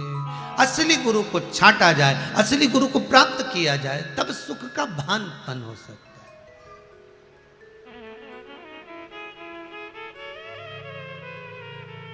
जाओ, देवऋषि नारद असली गुरु ढूंढने जा रहे हैं। कितने दिन लग गए नारद जी को, भ्रमण करते करते करते करते करते करते नारद जी वापिस आ गए। ब्रह्मा जी बैठे थे कमल के पुष्प के ऊपर, ब्रह्मा जी के पास में जाकर देवऋषि नारद ने हाथ जोड़कर निवेदन करा, पिताजी। पिताजी बोले नारद तू आ गया, गुरु मंत्र ले लिया तूने? नारद जी बोले सारे जमाने के गुरुओं को देख कर आया, पर मेरे सामने सब फीके थे। कोई के भीतर कुछ था, कोई के भीतर कुछ था, इसलिए मैंने गुरु मंत्र नहीं लिया।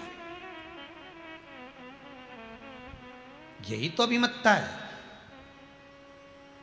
भगवान कृष्ण ने दुर्योधन और युधिष्ठिर दोनों को भेजा। दुर्योधन जा, पूरी हस्तिनापुर में से किसी एक व्यक्ति, अच्छे व्यक्ति को ढूंढ कर लेकर आ। और युधिष्ठिर से भगवान कृष्ण ने कहा, पूरी हस्तिनापुर में से किसी एक बुरे व्यक्ति को ढूंढ कर लेकर आ। किसी एक बुरे व्यक्ति को ढूंढ कर लेकर आ। दुर्योधन अच्छा ढूंढने जा रहा है, युधिष्ठिर बुरा ढूंढने जा रहा है। कई दिनों तक ढूंढता रहा दुर्योधन, पर कोई अच्छा नहीं मिला। और युधिष्ठिर कई दिनों तक ढूंढता रहा, कोई बुरा नहीं मिला। कारण क्या था? दुर्योधन जितनों को देखता था उसमें कुछ ना कुछ बुराई ढूंढ लेता था, और युधिष्ठिर जितनों को देखता था उसमें कुछ ना कुछ अच्छा ही देख लेता था।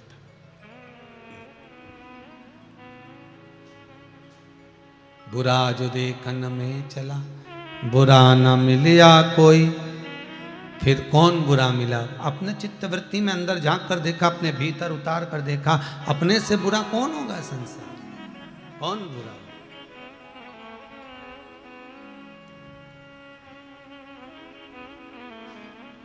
कौन बुरा? अच्छे को अच्छे मिलते, बुरे को सब बुरे मिलते। आप जैसा देखेंगे, आप जैसा प्राप्त करेंगे वैसा मिल जाएगा। आपका स्वभाव जैसा होगा, सामने वाला व्यक्ति वैसा मिलते चले जाएगा। देव ऋषि नारद कहने लगे, मैं सारी दुनिया में घूम कर आया, सारी दुनिया में दौड़ कर आया, कोई मेरे को गुरु ही नहीं मिला। मैं किसको गुरु बनाऊं? मेरे को तो कोई गुरु मिलता ही नहीं है। इतने में ब्रह्मा जी ने भगवान विष्णु की साक्षी में कह दिया, एक काम कर, अगर गुरु नहीं मिलता तो एक नियम लेकर जाना। एक नियम बना कि कल मैं समुद्र के तट पर जाऊंगा, सुबह सुबह ब्रह्म मुहूर्त में जो पहला व्यक्ति मिलेगा उसी से गुरु मंत्र ले लूंगा। बस ये नियम बना लो, जा।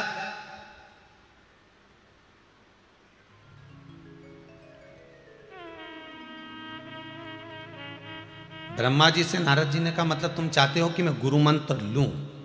देव ऋषि नारद भी किसी को गुरु बनाए? ये हो सकता है? क्यों नहीं हो सकता? नियम बना कि अगर तुझको कोई गुरु अच्छा लग ही नहीं रहा, तुझको कोई गुरु मिल ही नहीं रहा, तो नियम बना कर जा कि सवेरे ब्रह्म मुहूर्त में जो मुझे समुद्र के तट पर मिलेगा पहला व्यक्ति, उसी से गुरु मंत्र लूंगा। चले जा। अब ये सारी जो लीला थी, ये तो भगवान महाकाल राजा उज्जैनी नरेश, मेरा कालाधिपति महाकाल ही कर रहा था, सब लीला कर रहा था। गए देव ऋषि नारद, नियम लेकर गए, जो सुबह सबसे पहले मिलेगा उसी से गुरु मंत्र लूंगा। गए, आगे जाके एक बूढ़ा सा व्यक्ति मिल गया, बूढ़ा सा था, मछुआरा था, मछली पकड़ने वाला, बड़ा बुजुर्ग। वही मिला, हाथ कांप रहे थे, थर थर, काला सा स्वरूप था, लंबे लंबे बाल थे, दांत आगे के दो लंबे से निकले हुए थे, कानों में थोड़े कुंडल पड़े हुए थे, आंखें पूरी भयंकर हो रही थी चेहरे के साथ। और वही मिल गया। देव ऋषि नारद ने उनको देखा और देखते से हाथ जोड़कर कहा, आप मुझे पहचानते हो? अब ये बोलने की क्या जरूरत है कि पहचानते हो? तुम्हें तो मंत्र लेना ही नहीं, तुम्हें तो मंत्र से मतलब है, पर पहचानते हो तुम मुझको? वो बूढ़ा व्यक्ति बोला, हाँ मैं तुम्हें पहचानता हूं, तुम देव ऋषि नारद जैसे दिख रहे हो, पर यह पक्का नहीं है कि तुम देव ऋषि नारद हो। अब देखो, असली गुरु मिल गया। अब भी इससे ही अहंकार तोड़ दिया, 2 मिनट नहीं लगे कि तुम देव ऋषि नारद जैसे दिखते हो, पर यह गारंटी नहीं है कि तुम देव ऋषि नारद हो। मतलब ये अहंकार टूट गया कि नारद, अब तेरे भीतर अहंकार था कि मैं देव ऋषि नारद, मैं देव ऋषि नारद, तो यह अभिमान तेरा अभी के अभी टूट गया, अभी के अभी गया। बस यही गुरु है कि गुरु ऐसी चलाओ मेरी कार, जहाँ में बैठो है श्याम सरकार। गुरु ऐसी चलाओ मेरी कार, जहाँ में बैठो है श्याम सरकार। गुरु ऐसी चलाओ मेरी कार, जहाँ में बैठो है श्याम सरकार। गुरु ऐसी चलाओ मेरी कार, जहाँ में बैठो है श्याम सरकार। आओ से आनंद से।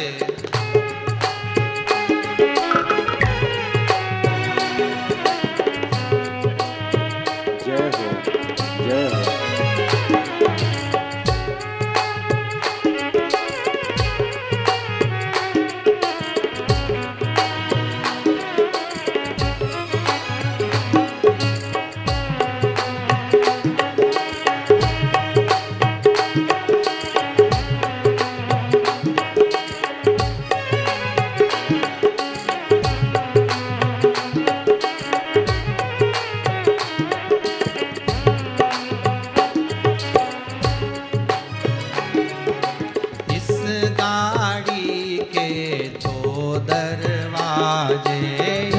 गाड़ी के दो दरवाजे, इस गाड़ी के दो दरवाजे, इस गाड़ी के दो दरवाजे। अरे धर्म अधर्म के द्वार, जहाँ में बैठो है श्याम सरकार।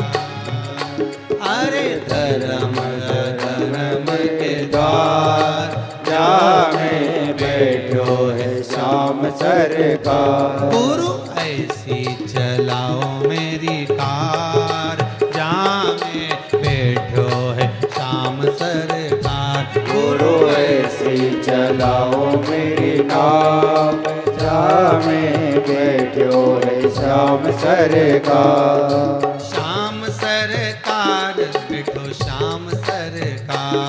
ओ श्याम सरकार बैठो श्याम सरकार। ओ श्याम सरकार बैठो श्याम सरकार।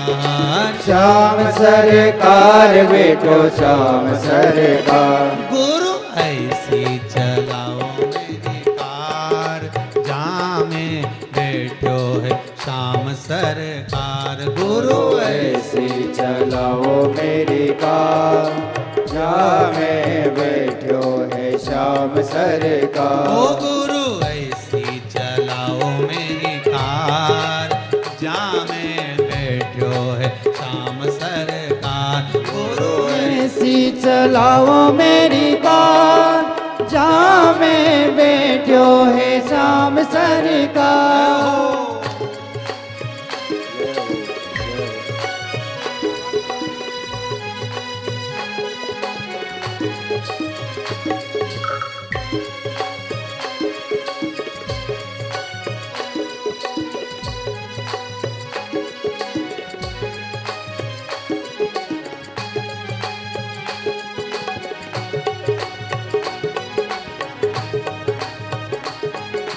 हरि बोल।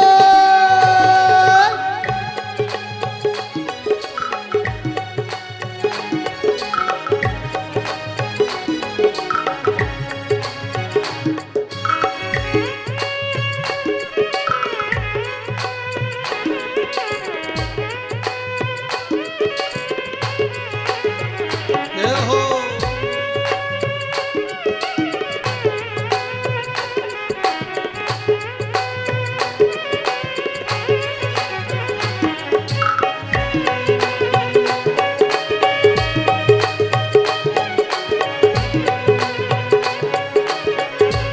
हर भोले।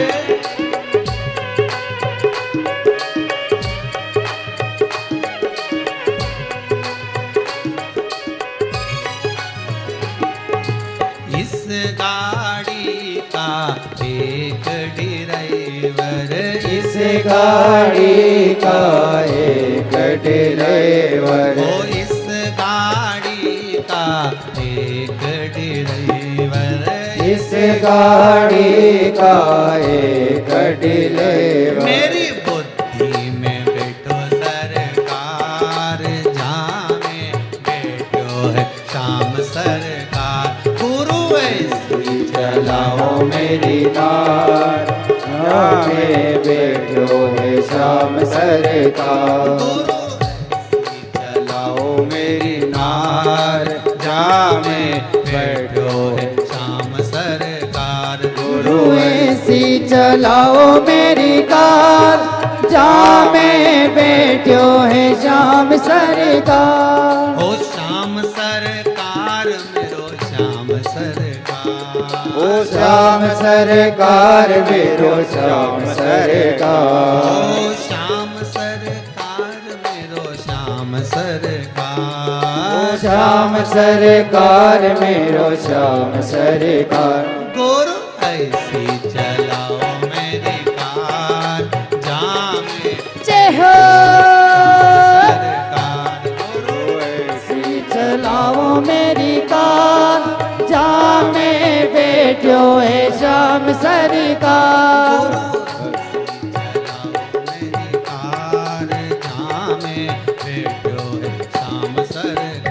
गुरु ऐसी चलाओ मेरी कार, जहाँ में बैठो है श्याम सरकार।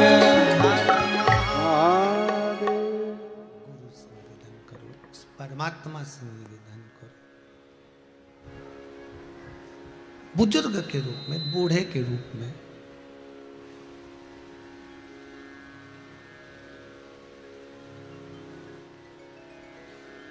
जरा सी देर में अहंकार गिरा दिया गया।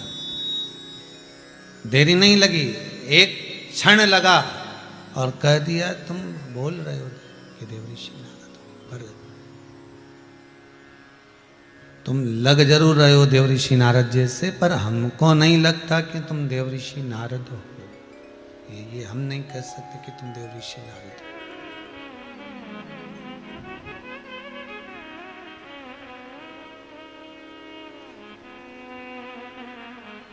हमको नहीं लगता।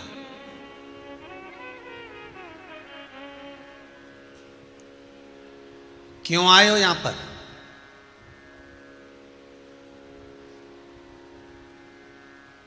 किस लिए आए हो? आपसे गुरु मंत्र लेना है।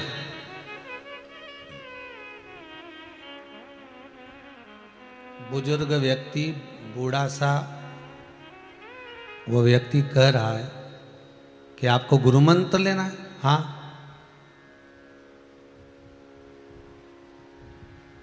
पर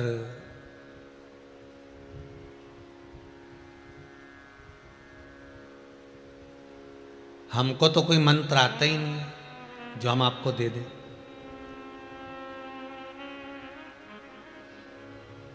क्या दें हम आपको? देवऋषि नारद ने कहा, एक बात सुनिए बहुत अच्छे से, आप कोई साधारण चेले के गुरु नहीं बन रहे हो, देवऋषि नारद के गुरु बन रहे हो।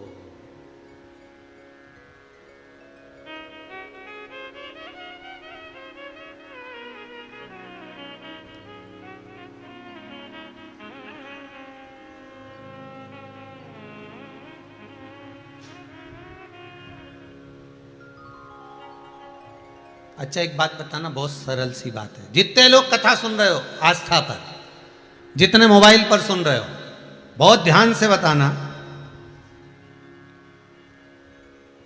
गुरु के साथ में चेला चले तो चेले को गौरवान्वित होना चाहिए कि नहीं होना चाहिए कि मैं मेरे गुरु जी के साथ लगा हूं, मैं मेरे गुरु जी के चरणों में लगा हूं।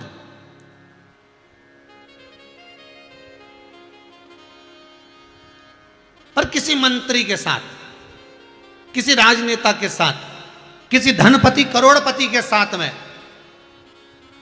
जब कोई गुरु जुड़ जाए, कोई गुरु जुड़ गया और वो गुरु उस मंत्री के साथ, उस राजनेता के साथ, वो गुरु उस मंत्री के साथ, उस राजनेता के साथ में, उस धनपति के साथ चले,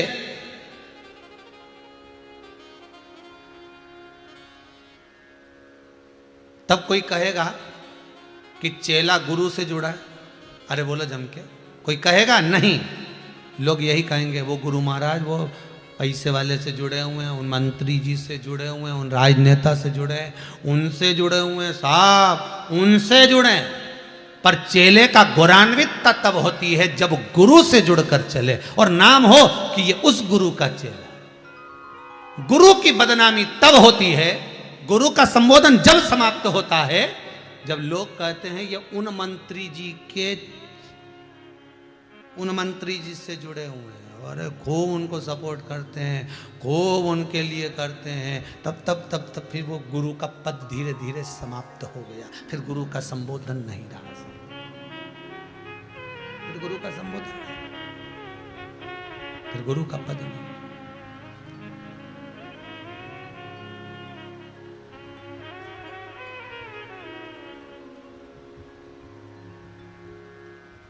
कई लोग कहते हैं साहब हम कहाँ गए थे, कुबेरेश्वर धाम गए थे। अच्छा बहुत बढ़िया, हम इतने समय से शिव महापुराण की कथा सुन रहे हैं, हम इतने समय से श्रवण कर रहे हैं, हम इतने समय से कथा का रसस्वादन श्रवण कर रहे हैं। ओहो हमने ये करा, हमने बहुत कुछ करा, हमें फल में। अर्थात आप शंकर से जुड़े हो, आप शिव का अनुमोदन कर रहे हो, आप शिव का स्मरण कर रहे हो, आप राम का कृष्ण का स्मरण कर रहे हो।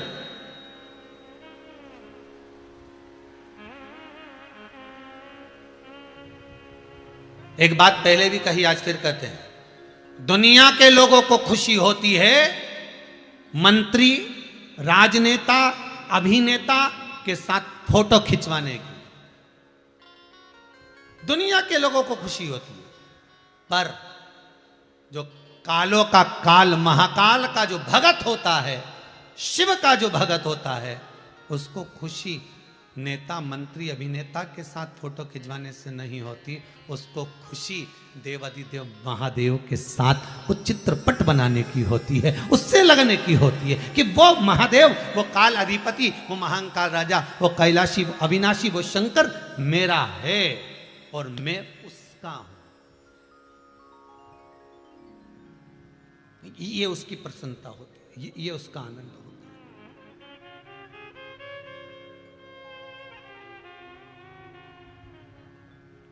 नारद जी बोल रहे हैं, आपको मालूम है आप किसके गुरु बन रहे हो? तो वो बूढ़ा व्यक्ति बोला, देख फालतू बात कर मत ही मेरे से, मेरे को जाना है मछली पकड़ने और यहाँ 2 घंटे से बड़बड़ कर रहा है। मेरे को कोई गुरु मंत्र आता नहीं है, जो आता होगा दे दूंगा। अब नारद जी संकल्प लेके आए कि जो पहला व्यक्ति मिलेगा उसी से मंत्र लेना। और बताओ, अभी तो नारद को इतना अहंकार था कि तुम पहचानते नहीं हो किसके गुरु बन रहे हो। तो इतने में उसने भी कह दिया, जो बढ़िया काला काला सा बेटा था, बड़ी बड़ी आँख का, बाल भी इतने बड़े, कपड़े भी अच्छे नहीं, वो तो मछुआरा था, मछली पकड़ने वाला, एक टोपी लगाया था ऊपर से और जाल हाथ में कंधे पर पड़ा हुआ था। और इतने में नारद जी ने बोला, तुम जानते नहीं हो कि तुम किसके गुरु बन रहे हो। इतने में गुरु जी ने भी कह दिया, फालतू की बात करें मत, टाइम बर्बाद करें मत, मेरे को नाव में बैठना है, मछली पकड़ने जाना, मुझे जाना है मछली पकड़ने के लिए, तो फालतू की बात कर मत। नारद जी ने कहा, बताओ, अपना तो भारी बेइज्जती कर दी, हम समझा रहे कि हमारे गुरु बन रहे हो।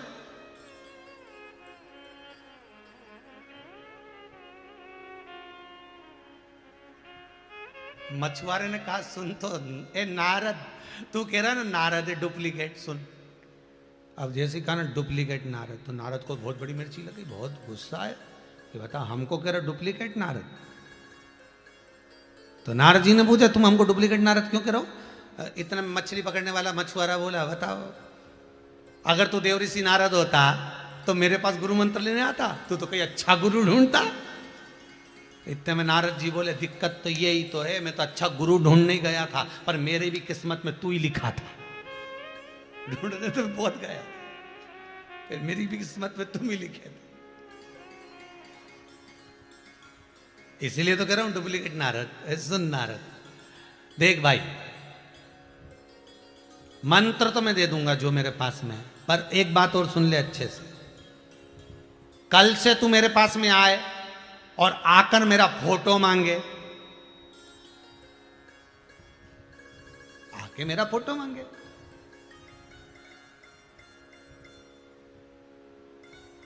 होता है कई बार एक गुरुजी के पास में एक चेला पहुंचा, गुरुदेव आपका फोटो चाहिए, मैंने आपसे गुरु मंत्र लिया है। गुरुजी बोले फोटो का क्या करेगा? अगर हृदय में गुरु बैठा है तो फोटो का करेगा क्या? नहीं गुरुजी, वो फोटो होना जरूरी है, मैं दुकान में लगाऊंगा। काय की दुकान है तेरी? किराने की। अच्छा, और दूसरी छोरे की है कपड़े की, हम दोनों को एक एक फोटो दे दो। गुरुजी तुम्हारा फोटो चाहिए, मैं दुकान में लगाऊंगा। अच्छा बड़ा। तो गुरुजी ने पूछा फोटो का करेगा क्या? क्या करेगा? कुछ नहीं, बस आप तो फोटो दे दो। तो फिर भी गुरुजी ने पूछा आज गुरु पूर्णिमा का दिन है, तो फोटो का क्या करेगा? गुरुजी मेरे को दुकान में लगाना है। तो करेगा क्या?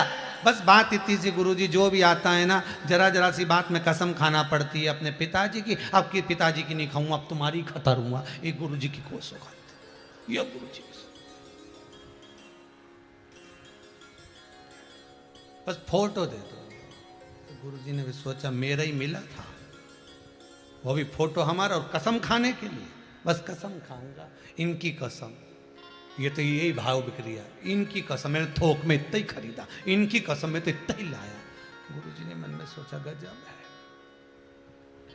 अब देवऋषि नारद को जो मिले हैं, देवऋषि नारद को जो प्राप्त हुए हैं, देवऋषि नारद को जो मिले हैं महाराज,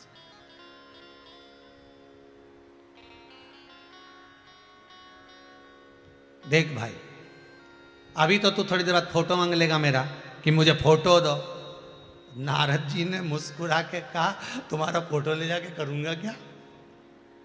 तुम्हारा फोटो ले जाके क्या करूंगा? ठीक है। तो इतने में मछुआरा बोला आज नहीं तो कल, कल नहीं तो परसों, जिंदगी अभी तो जरूरत पड़ेगी गुरु के फोटो की या गुरु की। कभी तो जरूरत पड़ेगी। जब द्रौपदी का चीर खिंचा रहा था, दुशासन चीर खींच रहा था, कोई साथ नहीं दिया, तो गुरु द्रोणाचार्य का मंत्र तो काम आया, गुरु मंत्र तो काम आया। तो ऐसा गुरु तो कभी ना कभी तो तुम्हारे सामने होगा महाराज। गला पकड़ रहा है, गुरु कभी ना कभी तो तुम्हारे सम्मुख में होगा।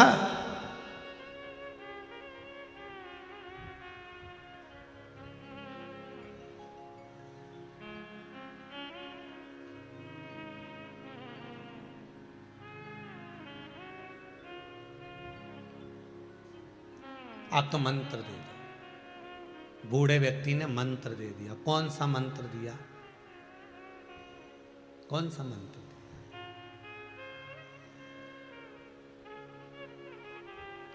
ओम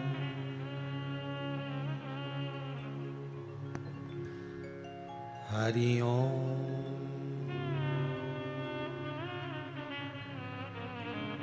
जो नारद जी के गुरु ने मंत्र दिया था वो मंत्र एक बार आप भी बोलिए। बहुत सुंदर मंत्र है, बहुत धीरे से बोलना, अंतरात्मा से बोलना, सावधान होकर।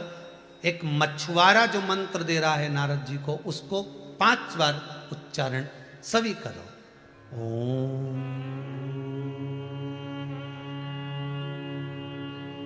हरि ओम।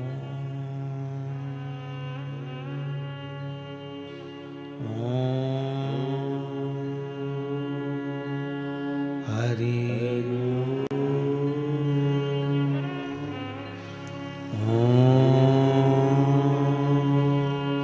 हरि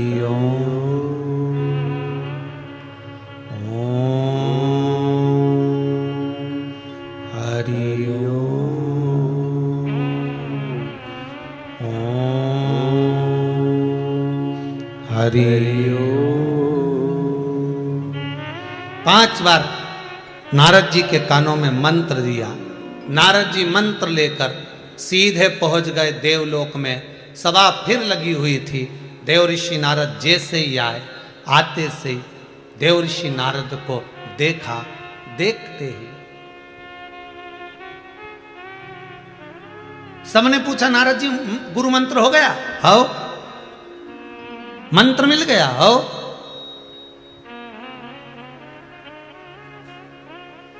कौन गुरु है तुम्हारे? कौन गुरु है? नारद जी ने कहा कि मछली पकड़ने वाला मछुआरा। भगवान विष्णु ने कहा तुम्हारे गुरु जी का दर्शन हम भी करना चाहते हैं।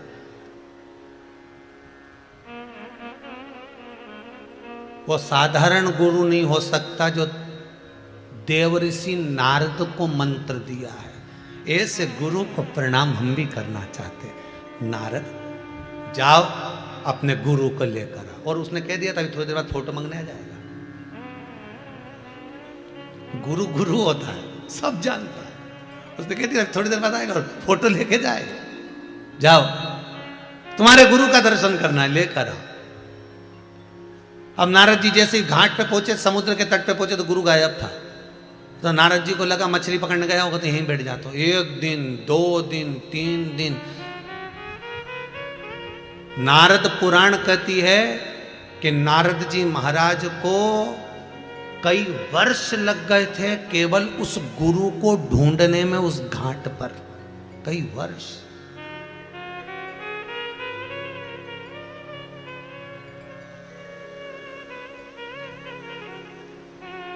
कई वर्ष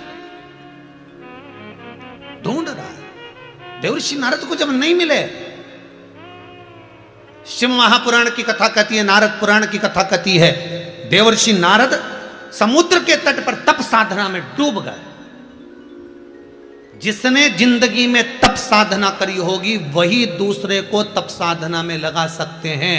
और यह प्रसंग शिव महापुराण में आता है। जिस समय चंद्रदेव को क्षय रोग हो गया, चंद्रमा की सारी काया क्षय होने लगी, गिरने लगी, उसको श्राप लग गया दक्ष प्रजापति का कि तुम रोहिणी के प्रति प्रेम ज्यादा रखते हो, बाकी की धर्म पत्नियों को नहीं देखते, तुम्हें काया का अभिमान है, तुम्हारी काया छिन्न होगी, तुम्हारी काया बेकार होगी, तुम्हारी काया टपक टपक कर नीचे गिरेगी। जब चंद्रदेव की काया जमीन पर टपक टपक कर गिरने लगी, तब चंद्र रोते हुए सब दूर घूम कर आए, कोई नहीं साथ दिया। तब चंद्रदेव देवर्षि नारद के पास में गए और नारद जी से पूछा मैं क्या करूं। तो जिसने तप साधना करी थी उसी तप साधना का बल था।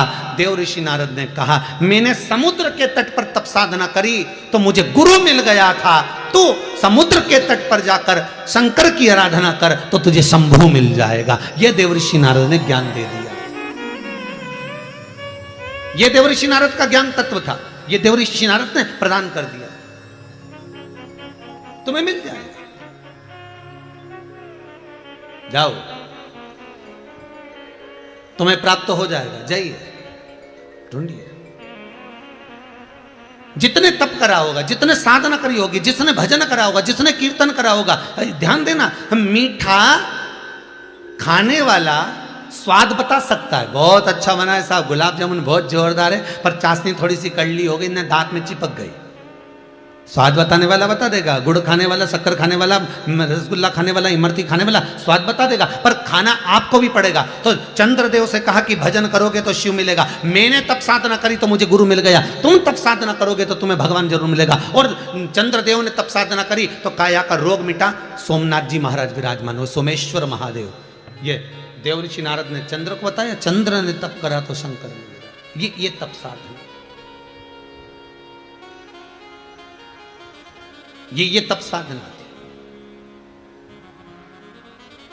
जो तप करने लगे नारद जी महाराज, इतनी तप भक्ति में डूब गए कि उस साधना में डूबे डूबे नारद जी को डूबे कई समय हो गया। तब शंकर रूप में वही मछुआरा सामने आ गया, वही मछुआरा। और मछुआरे ने नारद जी को हिलाया, नारद जी हिले ही नहीं। तब नारद जी के ऊपर समुद्र का जल डाल दिया। तब नारद जी उठे और उठकर नारद जी की आंख में आंसू भरे थे।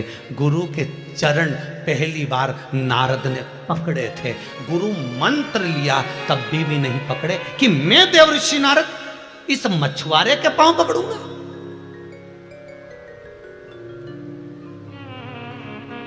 मैं देवर्षि नारद इस मछुआरे के चरण पकड़ूंगा। तब आज देवर्षि नारद की आंख में से आंसू बह रहे थे और उन्होंने मछुआरे के चरण पकड़ रखे थे। मछुआरे ने पूछ लिया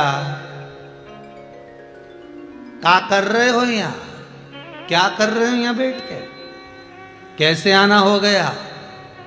नारद जी बोले आपने कहा था आपकी जरूरत पड़ी है क्या जरूरत, देवताओं को आपका दर्शन करना है, देवताओं को मेरा दर्शन करना है, तो मेरे से तो चला नहीं जाएगा, ऊपर तक कैसे जाऊंगा, देवताओं के पास तक। नारद जी ने फिर अहंकार का शब्द कह दिया, आप क्यों चिंता करते हो, मैं तुम्हें कंधे पर बिठा कर ले चलता हूं, हो गया कल्याण।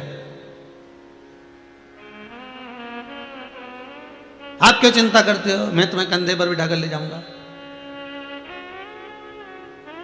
कई कई बहुत ऊंचे शब्द बोल जाते हैं, गुरुजी आप मेरे यहां आओगे कि नहीं आओगे, तुम तो इतना बोलो, बाकी का मैं सब उठा ले जाऊंगा।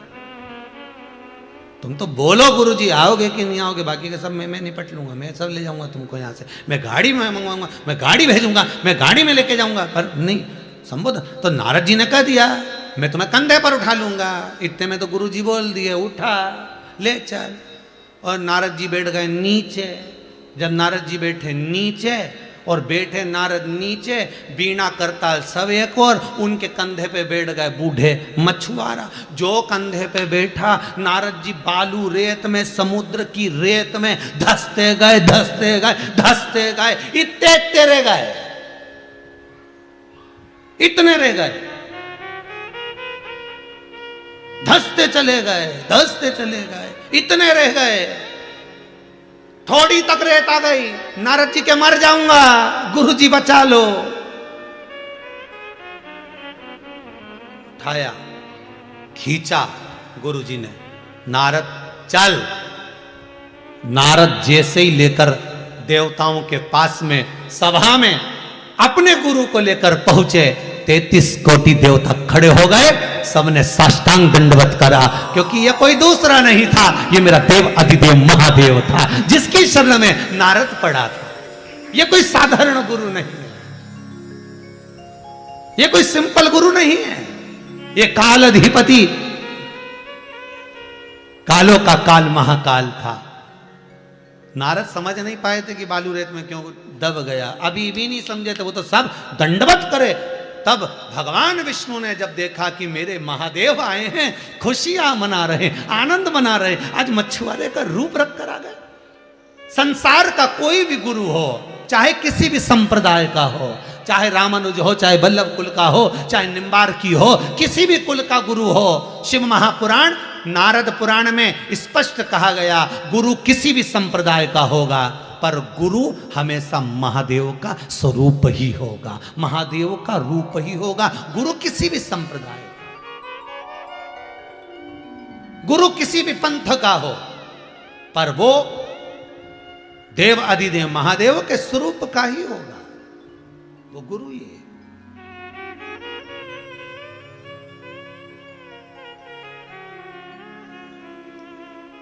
देव ऋषि नारद ने हाथ जोड़े, सारे तीर्थ धाम आपके चरणों में, हे गुरुदेव प्रणाम आपके चरणों। वो साधारण गुरु नहीं है हमारे, देव अधिदेव महादेव, काल अधिपति महाकाल है वो। शिव पुराण कहती है संसार का जितना गुरु होगा वो शंकर का स्वरूप, शिव का स्वरूप है, जो गुरु मंत्र दे रहा है, गुरुवाणी कर रहा है।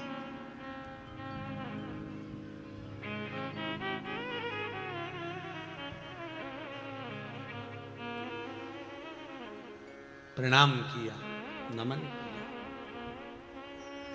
बोलो, देव ऋषि नारद अब सब कुछ छोड़ चुके थे, क्योंकि भीतर गुरु का वास हो चुका था। जब अंदर शंकर रूपी गुरु आ जाए, त्रिकालदर्शी कैलाशी अविनाशी आ जाए, फिर निवेदन करूंगा भक्ति और भरोसा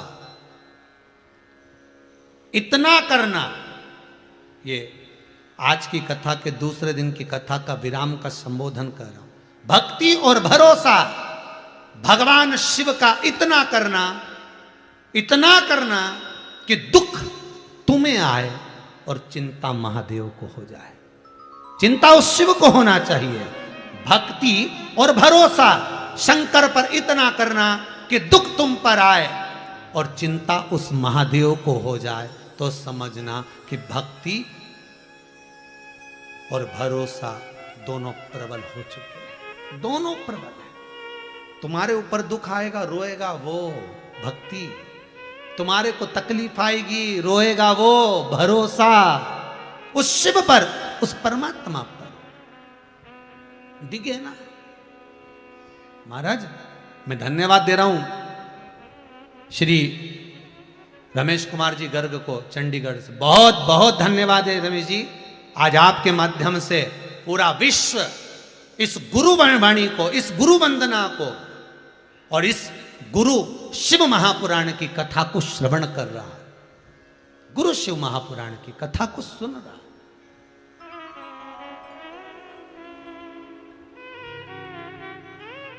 आपके माध्यम से आज कोई कह रहा था गुरुदेव, जो सावन में शिव महापुराण की कथा हो, हमको गंगा यमुना और सरस्वती इन त्रिवेणी का पूरा वृतांत श्रवण करना है, इनका उद्गम भी श्रवण करना है, ये किसके साथ रही, कैसी रही, इनका श्रवण प्रयास करेंगे। हम भी प्रयास करेंगे। जैसे पिछले वर्ष में गणेश शिव महापुराण करी, फिर कार्तिक शिव महापुराण करी, ऐसा सती शिव पुराण करी। प्रयास करेंगे कि सावन के महीने की पहली जो शिव महापुराण की कथा चालू हो वो गंगा शिव महापुराण की कथा हो, दूसरी जो शिव महापुराण की कथा हो वो यमुना शिव महापुराण कथा हो, तीसरी जो शिव महापुराण कथा हो इस श्रावण के महीने में वो सरस्वती शिव महापुराण कथा हो। क्यों, किस लिए, किस भाग से प्रकट होकर किस भाग में आई और कहाँ शंकर से इसका संबंध जुड़ा, वो श्रवण करने का प्रयास करेंगे। साधारण नहीं शिव, साधारण नहीं गुरु। भक्ति और भरोसा पूर्ण रखिए। चिंता उसको होगी, तुम्हें नहीं। दुख उसको होगा, तुम्हें नहीं। सोचेगा वो हो, तुम नहीं। वो सोचे, उसका भरोसा। ऐसी शिव महापुराण की कथा को जनमानस तक अपन श्रवण कर रहे हैं। आज पूरा देश विदेश इस शिव महापुराण की कथा को श्रवण कर रहा है। आपसे भी निवेदन है, ये गुरु शिव महापुराण की कथा कोई साधारण नहीं है महाराज। अभी तक के समय में आप YouTube पर उठाकर देखेंगे, मिलेगी नहीं। पहली बार योग लगा है, अधिक से अधिक संख्या में श्रवण कर कर अपने जीवन को आनंद बनाए। एक दूसरे को शिव महापुराण की कथा व्हाट्सएप के माध्यम से, फेसबुक के माध्यम से, यूट्यूब के माध्यम से श्रवण करने का प्रभाव आप दीजिए, जिससे जीवन सार्थक हो, गुरु तत्व को लोग पहचाने। आज दूसरे दिन की कथा को विराम देते हैं। हर हर महादेव।